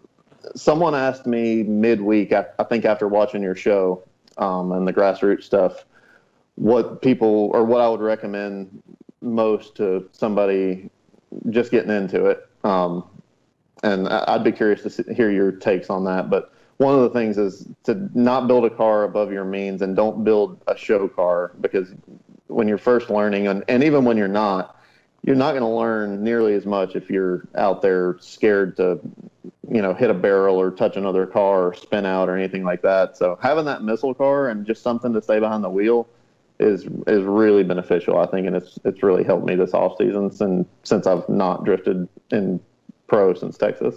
Right, definitely. I think that's probably twofold too. Is that one, you should have a missile car, because I've heard from the Drift Alliance dudes working with them just that how much the missile revolution as it kind of occurred helped them, because for a time there they only had their main cars, and then being able to missile around at like East Coast Bash and other East Coast events really enabled them to hone their skills. You don't want to crash that main car, but I think it's also important then, of course, to be comfortable crashing your main car if you have to. Right. Not so much like, need to throw it against the wall, but I think Corey can probably attest to this during his Pro 1 run, that he was probably terrified of breaking that car.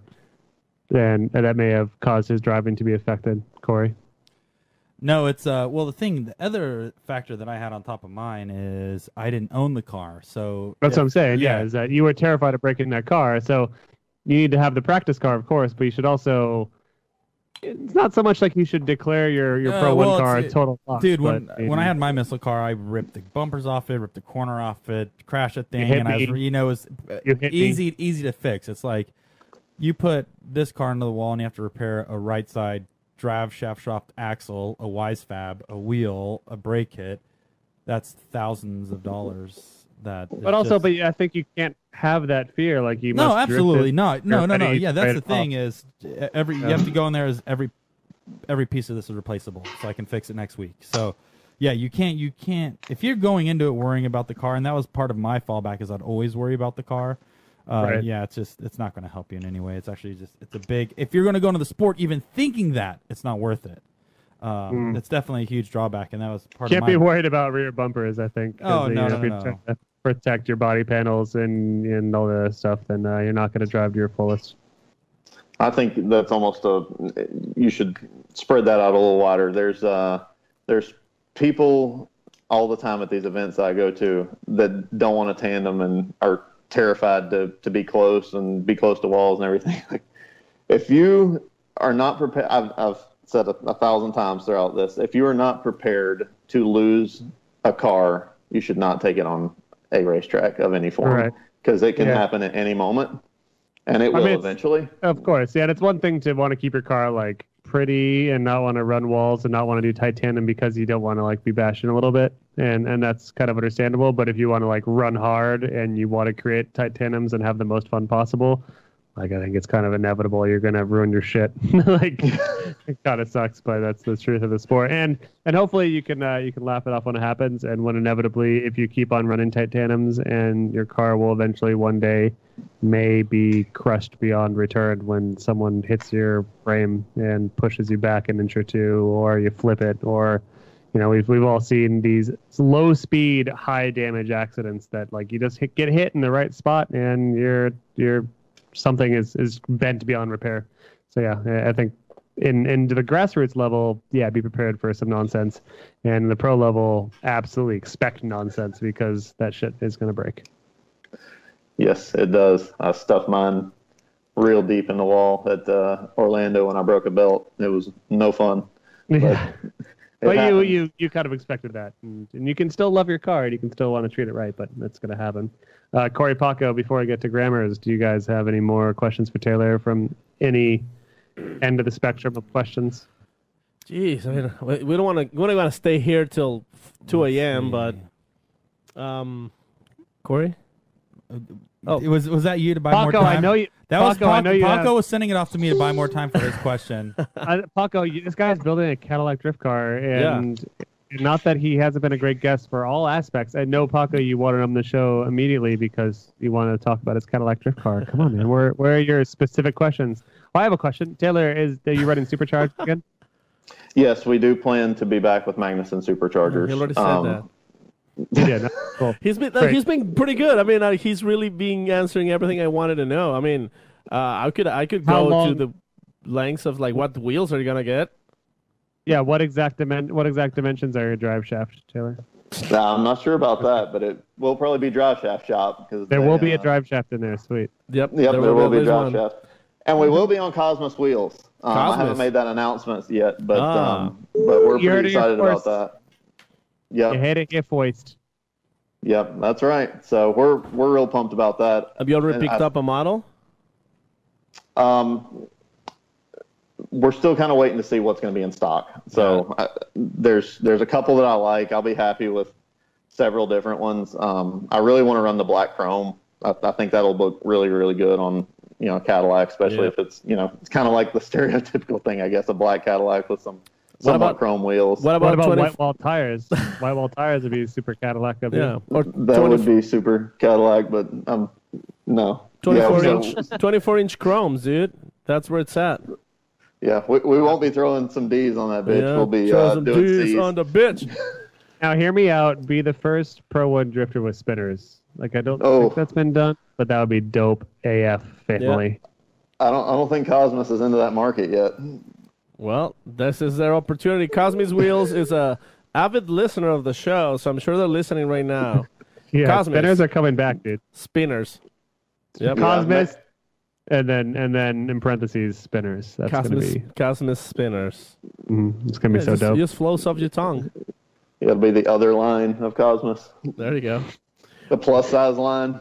Well, the funny thing is on the Instagram, like obviously 30% of the questions are like all person related. 30% of the other questions are about like 1,000 spoke, chrome wheels, wearing grills on your teeth, hip hop. A lot of reference that I don't understand because I just can't read what they're saying. There were quite a few I didn't get to. Yeah.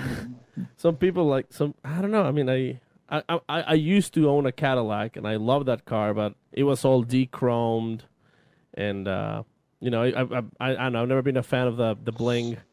So yeah, I'll probably take most of the chrome off the car. Like all the stuff around the windows will probably all be blacked out. Yeah, it's not a huge chrome fan, but I do think the black chrome wheels would accent it well. Yep. It's funny. There's a question here from Quen D. Oh, you're getting right into it. We're doing it. Yeah, let's just get into it. Quen D. Why not use an XLR and just be a classier Corvette? Because the Cadillac XLR is pretty much the same platform as a C6 Corvette. That's the Batmobile, right? Yep. That's the one that looks like the Batmobile? Yep. I actually thought about that briefly, but first you have to find the car.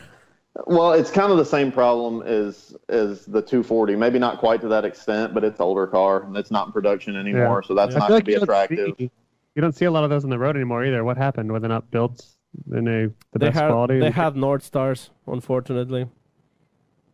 Yeah, I don't know. But I'm with you. I don't really see many of those anymore, whereas you kind of did at first. I found one for like $13,000 in decent shape. Yeah, why don't you have one of those? I feel like that would be the coolest possible weird car you could have. Well, we'll see. I don't know why more people don't build newer cars. Now that they're not that expensive if you can. Because when you're building a pro level car, it's really just the cost of the shell that's different. Because a winner's is a winner's, and it's going to go in every car. Years of engineering, though, as you might find out. Hopefully, I hope you nail this car right off the bat, but as I fear you might find out that it's going to be difficult to develop an entirely new program and suspension platform and dial in a totally untested car. But no issues. No problems at all. I mean, look at Odie in the Genesis. He more or less pioneered that car and faced years of not. I don't want to use the word struggling, but he definitely threw everything at it to try to make it a proper drift car, and succeeded in some ways. But it still could not drift as easy as an S14. And I guess that's the basic everyone is going for, is like, can we make this drift as easy as an S14? Would you do better in an S14 is the question after putting in all the time and money in this car. And I mean, we know that for the future of drifting, we got to get away from S14s because we got to start getting into new cars, new sponsors, and revolutionize the sport to be, at least in the Pro 1 level, again, the grassroots level should be whatever it wants to be and have fun making weird, odd shit and making S14s that run faster than anything else. But the Pro 1 level needs to be newer cars. So I salute you there. But the issue is making them as good at drifting as an S14 would be. Well, I hope I struggle like Odie. Well, you hope you struggle in his successes. But the cool thing, I mean, if you think about it, being a 2016 car, I mean, it's new. It's definitely going to be something people's going to like to watch. I mean, I personally am super excited just for the fact that it's a different car. Forget about, I mean, I love Cadillacs, but regardless, it's cool to see a different car that nobody has professionally drifted, but we know it's a capable car, so it's gonna look cool. And being a newer car, definitely gonna attract the crowd. Like, think about Mad Mike. Like he didn't really won. He didn't really podium. He didn't perform as good as he would have maybe in a more tried and true chassis, but his car excited people. Just like Corey. Corey sucks at driving, and he's not sitting here right now, so he can't hear us. But Corey's pretty bad at just about everything, but he builds cool cars. So as long as you build cool cars, there is some notoriety to be gained from that. Right, Corey? Oh, just kidding. Corey's Corey had a code brown. Oh, yeah, that's right, Sam. You're totally right. You know everything. So it's just like and Corey. since Corey's in here at the moment, let's just all talk about what we like least about the guy. Oh. I'm just kidding. Don't you? Taylor, we have some more questions from Instagram. I don't like that he hated on Kid Rock. Corey hated on Kid Rock? You know that a couple episodes ago. Did you know that Vaughn's favorite artist is Kid Rock? Is that what the context was, saying that Kid Rock was Vaughn's favorite dude? I'm trying to think. I think he was talking to. I think you guys were talking to Dirk. I almost wore my Kid Rock T-shirt today for that reason. Oh man, you should have. Yeah. You and Vaughn then. There you go. What are you wearing right now? Probably Fortunato, huh? Yeah. I'm wearing Jeez, what a Fortunato sellout. stuff. What a sellout. But I don't have pants on, so. What? That's how I always. Neither us. I like to never wear. Hell yeah. This I don't believe in pants. This is a pants-free environment. People should Excellent. know that. Yeah. So this question is meant to be silly, but it actually has some good basis in it. Oh God, I lost it. Hold on 1 second. It is from that dead phone guy. How much MPG does that boat get in Long Beach? So I know he was making a goof about Cadillacs being gas hungry, but how much miles per gallon do you actually get? Do you think in a 1,000 horsepower LS? Probably none. Like No miles per gallon. No. Yeah, I mean, in drifting, when you're pretty much wide open throttle, and the majority of the time, how many miles? I'd say less than one. Less than 1 mile per yeah. gallon estimated on your. It's all about the miles per gallon, Sam. That's right, Paco. Yeah. Yep. Miles per gallon. That's a better rating Yep. system. I like it, Paco. But in reality, the engine, the 2-liter turbo that came with those cars, it does get very good mileage. That was a stock motor. It was an SR20. Pretty much. That's right. It's Cadillac's version of an SR20 DET. Yeah, it is a T too. It came turbo. Yeah. Dude, That's pretty cool. Why Basically didn't you keep that motor, Taylor? That would have been much better for factory support, right? Yeah, that's right. Yeah, even the 6-cylinder. I think it's a twin turbo motor that comes on them stock. It's on the V. There's a lot of aftermarket that's still got to happen to be able to get those. There's to still the a kind lot of power level. There's still a lot of development on those. So it's still a fresh power plant. You know, it's not as like with an LS that you can find a crank at Walmart. Yeah, even like the new LT4 stuff. Yeah. They're really expensive to get to that kind of power level because of the fuel system. I'm told. So that's we looked really hard at maybe doing an LT4. And I guess it's not totally off the table, but it's about to go to committed service and it's getting mocked up with an LS in it. So we'll say that. Yeah, Yep. that's still probably the right idea. Looking for reliability to cost ratio is probably the best thing to do. I'm going to answer this question already for Gerald Hernandez. He said, if you can go on a date with any man in the world, who would it be and why? Person may be living or dead. It's Dale, right? Absolutely, it's Dale. All right. Cool. All right. I have one. I don't feel like he'd hold hands though. Well, since pretty much there's not a single serious question, so we're just gonna go with William the Thrillium. Is it hard to hold your cigar during big initiations? Also, is your red velvet robe allowed as a legal fire suit? And hold on, let's integrate another question from Sudfin 91910. Is your shift knob and handbrake going to be tops of custom wood carved canes? So these are all canes. bullshit questions about Cadillac owners, but I think it's a good question. And we made the joke about the white walls earlier. Are you going to throw any like Cadillac throwback homages into this car, like something old manish, something classy gentleman like? I haven't really thought about it, but it might be a neat tribute. So maybe Some wood panel somewhere, or just like a very thin white stripe across some tires. Like, I don't know. Paco, what's the most Cadillac throwbacky thing you could do? The spare tire on the back. That's Spare actually, tire in the back. Oh, that's God. actually that's a Continental package, Brian. Sorry, that's a Ford thing. 100 Oh, you're spokes. Maybe kidding me. just Yeah, 100 spokes on her? Cadillac, it's the big grill or the curb feelers. Curb feelers. I think you need to Curb put feelers. curb feelers. Yeah, scratch them on the wall. But yeah. Yeah, Oh, dude. Curb feelers, more like wall feelers. Yes, dude, I'll bring him to Long Beach. I'll Do it. bolt him on your car myself. We need to put We'll some get on the some sweet Lexus pictures now. of it. And what exactly are curb feelers again? I don't know. Oh, Sam, you're so young. Curb feelers were those little like springy things that people put on their front bumpers on their cars. So when you approach to park, those things scratch the curb, and you hear that, and you don't curb your wheels because you had your Dayton's 1,000 spoke wheels. You don't want to mess your ride up. When you're rolling Superfly, bro, you want to keep that shit fresh. Sorry, dude. I come from the valet parking world where we don't mess with that. We're professional parkers, and we know how to park cars, Paco. So okay, yeah, we never messed around with that sort of deal. Curb feelers. But yeah, so please consider, Taylor, throwing some sort of throwback on there, whether it's some nice wood finish or some curb feelers. I can't do that. Maybe I was going to do like a sword for an e-brake or something. I can't do that wood grain. No, you have to do a walking stick. Absolutely. A walking stick would be more close to your brand there, not a sword. Come on. What if I could do like get OMP to make me some like penny loafers for race shoes or something? No, what you need is all same color suit with a feather on the hat and Stacey Adams shoes. And some Grey Poupon in the glove box. Oh my God! No. See, but that's British. No. This is like. Sam, can we say the PIMP word on the show? I mean, yeah, I think so, Paco. All right, so you want to look like a real pimp. This is what you're gonna be wearing. Full olive green suit, hat with a feather, and Stacey Adams shoes. That's the pimp shoe. They're shiny. They're beautiful. And I feel like I'm gonna look like Huggy Bear if I look like that. There you go. That's the idea that he wants. The aquarium shoes. Taylor Huggy Bear.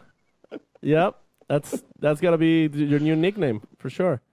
Man, it's incredible how almost every one of our fans has asked, and our longtime listeners, first-time callers have all asked very similar geriatric/retired people questions. Beat Farmer 89 says, "How does AARP plan to bring more senior citizens into drifting with your program?" Hey, maybe it'd be a good sponsorship opportunity. There you go. AARP, the most popular publication in the world, by the way. I learned that in the journalism school. If I learned anything from my college degree, it's that AARP is the most popular publication in the world because they send them to everyone for free, essentially. But stalk the hell out of you on Instagram. Let's see. Will you keep the factory leather? Jay Faisal says. So on the same note, are you keeping anything factory interior wise, or is it all getting gutted? No, it's all gutted. We had to gut it all out to stitch weld it, which was like the most miserable process ever because it's like a half-inch thick of seam seal in that car. It was absolutely terrible. But so that all got ground out. I am going to try and leave the Cadillac logos in the door jamb. I think that was a kind of cool touch. And I believe it or not, I think I'm going to leave like the top end of the door panels that have got the Cadillac logos in there too. There you go. So there's nice stock. Yeah. And who knows? You might need to add some weight later anyways. So that's right. I have a very rude comment from somebody here. It's pretty much like doing a hand sign. I think it's like trying to say, stick this up your butt or something. Username is... That sounds nice. Affirm Consulting. Oh, they're giving you 2 thumbs up. I'm sorry. I was like, how rude. That was very close to sticking things up your butt, though. Yeah. Isn't this one? Affirm Consulting is one of our longtime partners. Oh, there you go. Yeah, so we're hoping to have them back on board for next year. Dennis Huff runs that company, and he's really helped us out throughout the years. All right, Drop Top Dave says, what would be some newer cars for drifting that you'd recommend? You kind of brought it up earlier how you don't understand why more guys don't go to newer cars because the shells are just a little bit more expensive than older cars. What other ones would you recommend? I think the most obvious 2 answers for anyone coming up is either a Z chassis, the 350Zs, especially for like a new drifter, because you don't have to do a motor swap in that car to be able to drift it. You can get that car and have it drifting for $4,000. Yeah. Assuming you get like a flood car for $4,000. And then what do? You just weld the diff on a Z and you're good to go? Yeah, weld the diff, put some coilovers on it, maybe cut the knuckles. This Mustang we've got, it's a 2000 Mustang GT 5-speed. I bought the car. It was wrecked in the left front. I bought it and drove it on the trailer for $800. I welded the diff, put a set of $300 coilovers on it, and cut the knuckles, and I've been driving the hell out of that thing for like 10 events now, and nothing's gone wrong with it.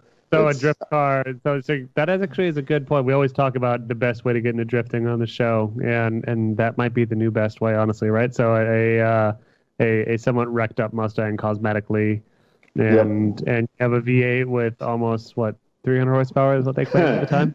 No. Did they claim 250? What did they claim? It's I think the factory rating on those cars was like 260. Mine's got like 175,000 miles, so I'm thinking maybe 200. Yeah. But it's a V8. It's got some torque, right?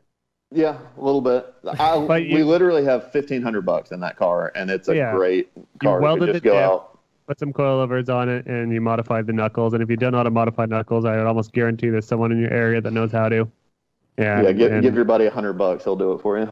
Yeah, but that might be the cheapest way to get into drifting right now, and have a V8 with some torque, and torque, I can tell you, is probably the best way to start learning how to drift, right? It's more forgiving. They're all over Craigslist. I mean, anywhere in the country, there's old discarded Mustangs everywhere. So yeah, and you can JDM the shit out of one and look like a real player with some roto wheels. Yeah, you can put your 100-spoke Daytons on there too. There you go. That's what we're talking about. What about a higher end chassis? What would you throw into if you were going to make something newer, crazier? I mean, for relative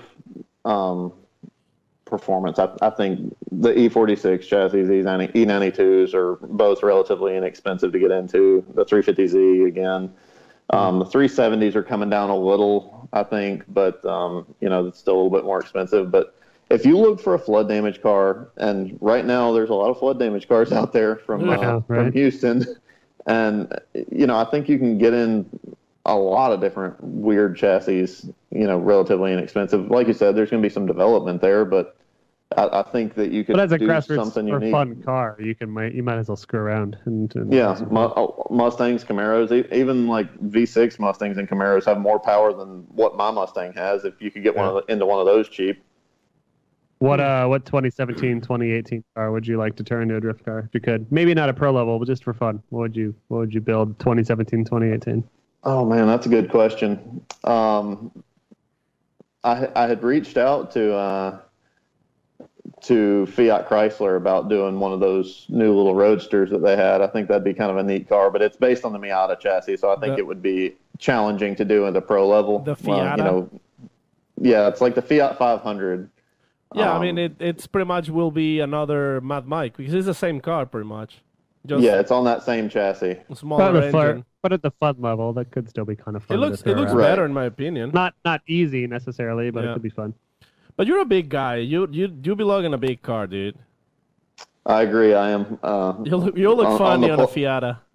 Yeah, I'll be looking like Baby Huey in that thing with my head sticking out the roof. Yep. Oh, we have a question here from username Pat Gooden. Has anyone in Formula D ever worn your driving suit in competition other than you?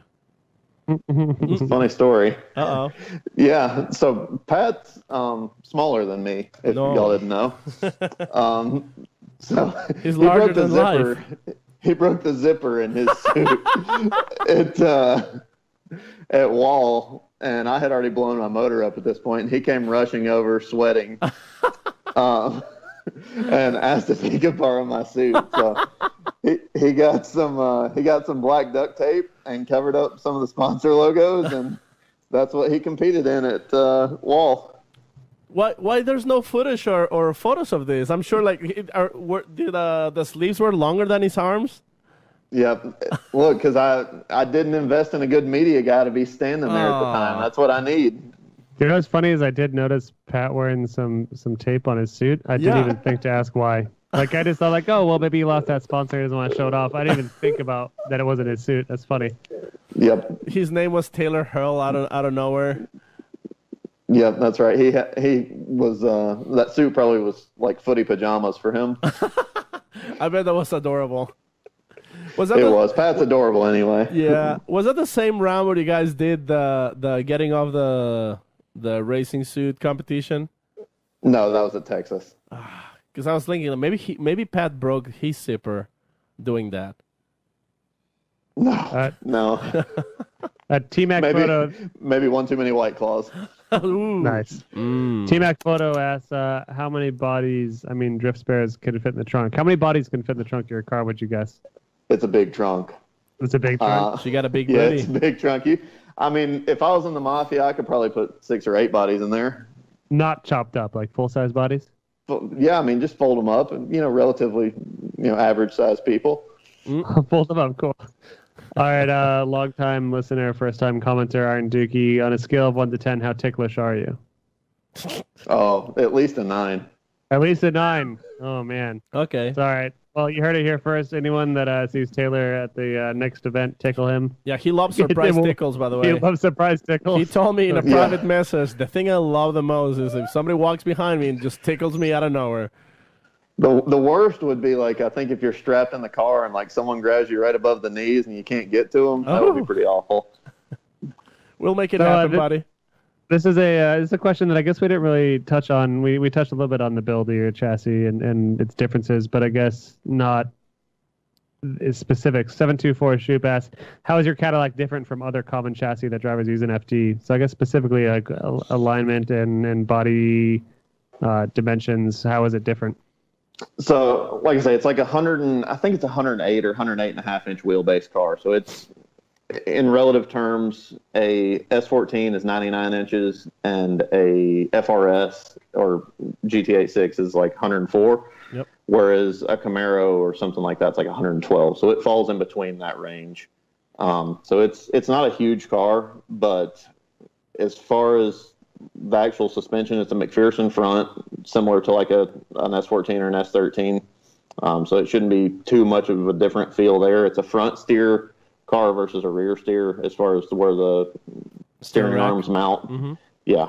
And the rear is just a 5-link independent rear suspension, again, similar to an S chassis. So my hope is that it's just a little bit maybe more stable feel of a S chassis, with a little longer wheelbase. It should have a little bit more stability, and it's a little bit more rigid car just because it's new and, not worn out and have 200,000 miles on it before I even touch it. Yeah. How many miles were on this one before you got it? The cluster was gone, but it couldn't have been, just with tearing everything out, it couldn't have been more than probably 30 or 40. Yeah. So it's pretty new. Nice. The cars are cool too. These Alpha chassis, this car got hit in the left front. And it's obvious that it took a pretty hard hit just from some of the pictures I had. I'll post them when I get fully done with the build, but nothing on the front end of that car moved. The way it's built, the front subframe just bolted right back up into it. And a lot of the reason is these cars, these Alpha chassis, have a factory support bar from the strut tower back to the firewall, which you can't have unless it's factory per the FD rules. So that's a pretty neat deal. And then the strut towers themselves are actually cast aluminum, which I didn't figure out until I was trying to stitch weld the car. But it started doing some weird stuff when you try and mate steel and aluminum. Interesting. So Mike Press is asking, what's it like to be Conspire's golden boy? He's Brian Eggert, by the way. Yeah, I think Brian Eggert is just going to give you the win every single time. What does that mean that you're his golden boy, though? I don't understand. Brian Eggert drives a Cadillac as well. Oh. Yeah, like I said, my main goal in building this car was just to befriend Paco so I could get on this show and then, win every round of FD by swaying Brian's judging. I feel so used now. That's okay. Are you trying to say our friendship is not real? It's all. I would never say that, Paco. It's a scheme. Well, your scheme is working so far, sir. I hope it works at Long Beach when you are in the podium. That's the goal. I know, I'm probably going to sound like Matt Field when I say this because I think he's one of the few people I've heard say this. But if I didn't think that me and our team could do this at this level, I wouldn't continue to try. I think given the right circumstances and the car given some reliability and actually getting to practice, I believe that it is possible for us to do this and compete at a high level in pro. And I'm looking forward to hopefully proving that this year.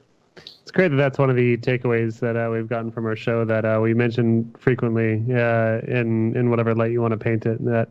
That line from Etfield that you said is that, if you didn't intend to win, why show up at all? But I think it's a good mantra for almost anyone to have going into the sport at any level, is that intend to win. It's like, you can go there and despite whatever budget, despite whatever build you have, you shouldn't go there to break even. You should go there to take it all and act like you're going to get there, because intention amounts to a lot. I think, at least in my experience, in my opinion, is that even if you don't have the best car or the best build or the most developed build or any number of other modifiers you could throw at it, as long as you fully invest yourself and intend to do the best you can, I think that counts for a lot. Like Sam says, you should always leave your dick on the track. You should always leave your dick on the track. Always, absolutely. That's important advice. Thank you. Yeah. No, I think I don't have unrealistic expectations about it either, and I'm not going to be disappointed every round if we don't win. If we go out there and get some top 16s and continue to progress and move in the right direction, that's going to be awesome and really good progression for me. But I do plan to go out here and do well. Yeah. That's awesome. Well, I can't wait to see more of this car build as it occurs, and we will, of course, be seeing you in Long Beach, fully prepared, fully rule compliant, and with at least 2 months of testing. Yeah, absolutely. Nothing can go wrong. Yeah, but it sounds like you at least got an early start, and this show is a testament to you making sure that you're going to build this car, because you're going to look really dumb if you don't do it at this point. So Yes. Make sure No to... pressure. Make sure to make it work right, because we would love to see you drifting the shit out of that Cadillac in Long Beach. Yeah, I don't intend to look any dumber than I normally do, sitting here with no pants on. So Perfect. Yeah. All right. Well, Corey is doing a Warcraft raid, so it looks like he's out. But Paco and I want to thank you for coming to the show. Paco, you got anything else? Just really, I just thought it was a funny question, but from Alan Union. Would you rather have Paul Wall or Slim Thug as your spotter and our crew chief, and why? No, any of those people. Paul, I don't know. Paul Wall sounds like he could be connected to the cigarette company, which still could get sponsors. So let's do Paul Wall. All right, there you go. Oh, look who's back. Corey, we were just about to say goodbye to our friend Taylor Hall. Corey, any closing remarks from him? Thank you.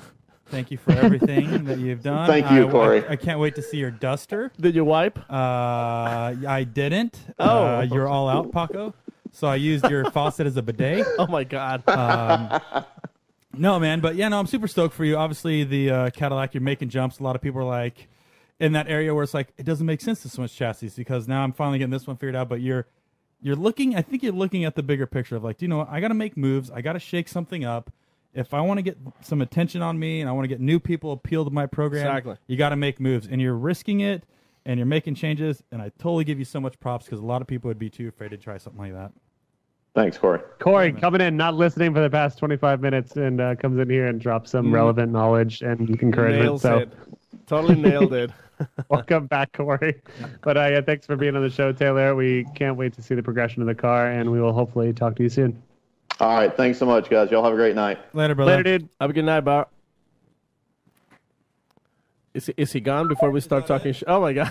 He's not Corey. All right. So, Corey, let's talk about what position you had to be to use Paco's sink as a bidet. So, no, it's not in my house, remember?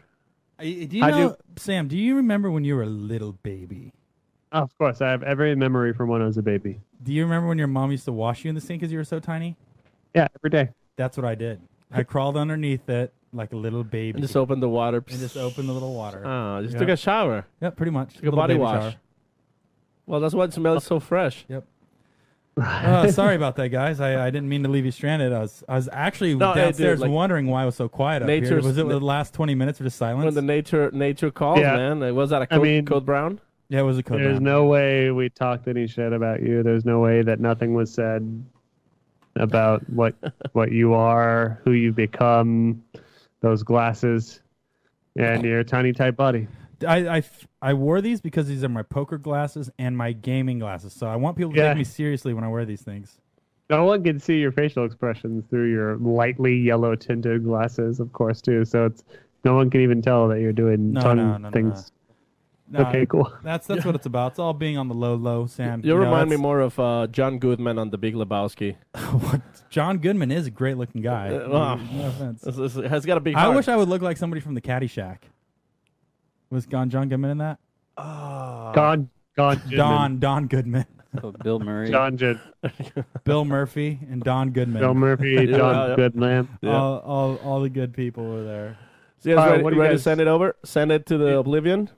Yeah. I'm gonna. I watched The Phantom Menace last night with Stephanie. I think we might try to watch the next one, whatever that was called. We're trying to watch the new Star Warses. Well, if you watched Phantom Menace last night, you should watch Docking with Daryl tonight. That's a classic. That's a classic That's Star a Wars. classic Star Wars episode. Yep. It's a Walking Dead Star Wars crossover. Yep. Docking with Daryl. It's only about a 6-minute long video, but it's still worth it. Yeah, for sure. Well, everyone Google that, I guess, and we'll see what we Sam, come up you want to with. hear something funny too? Do you remember that video sent me, the Thomas the Train doing stunts? Yep. It's a GIF, right? Is it a GIF? It's a long GIF. I mean, I thought it was an actual video. I don't know. Whatever. It was playing nonstop in the background. I didn't realize it until I was switching through my tabs between like Facebook. So I'm like, oh.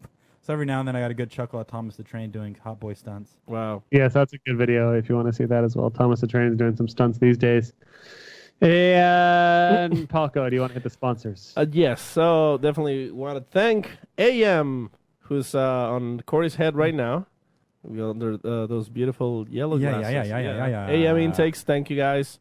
They're one of the big reasons why this show happens, as well as McLeod clutches. Yep. The McLeod Tuner Series, they're providing us with some parts to make our cars ready. I mean, it was because of them that Corey's engine blew up. Yep. Because if they didn't send me the parts, I would never ran the car will never run, and the car will McLeod. never blow up. So yeah, it's all McLeod's fault. But thank you guys, you're awesome. Thank you, Patreons. The Patreons. We are right on that the edge. Every single day I see people join, one person leaves, and I think what happens is that people get their care packs, guys.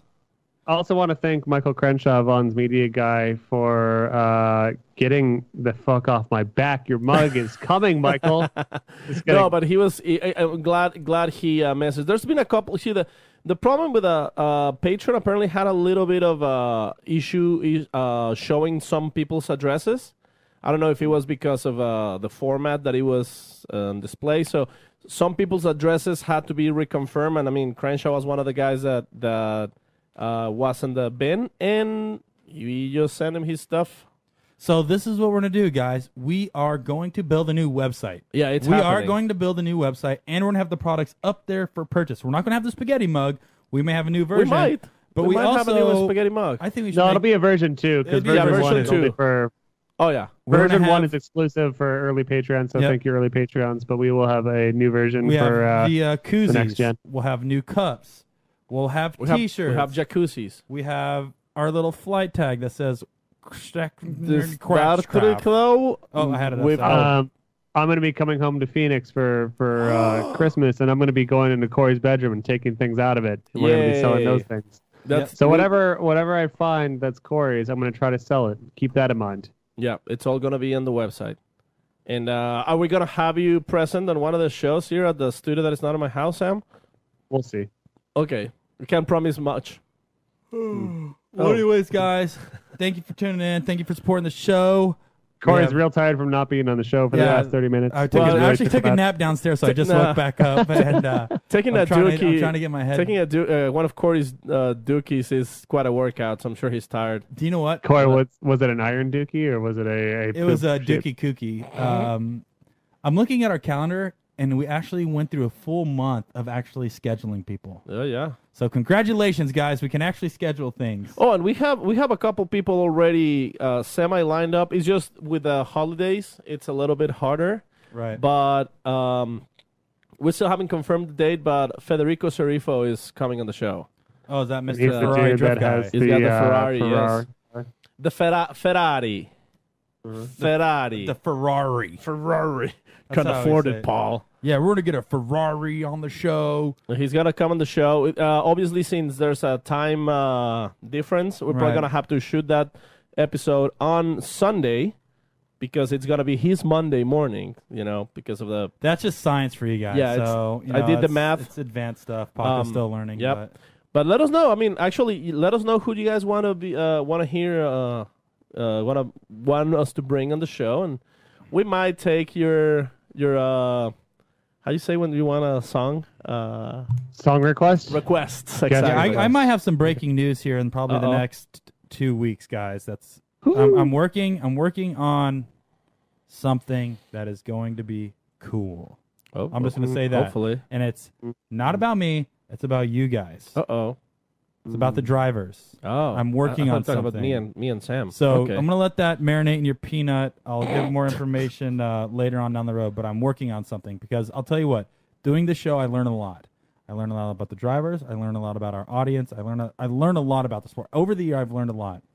And I want to put something together that's going to benefit that sport that much more with our powers combined. So I highly doubt it. I highly doubt it. Sam, shut the oh my God, Sam. The only thing I learned so far. Spicy boys. Yep. Spicy boy alert. I want Sam. If I were there, I would punch you so freaking hard. In the coot. You were supposed to stay at my house this weekend. It's a good thing you didn't. I know. On your Guess mouth. what? Because it's easier to make a phone call right now, Sam.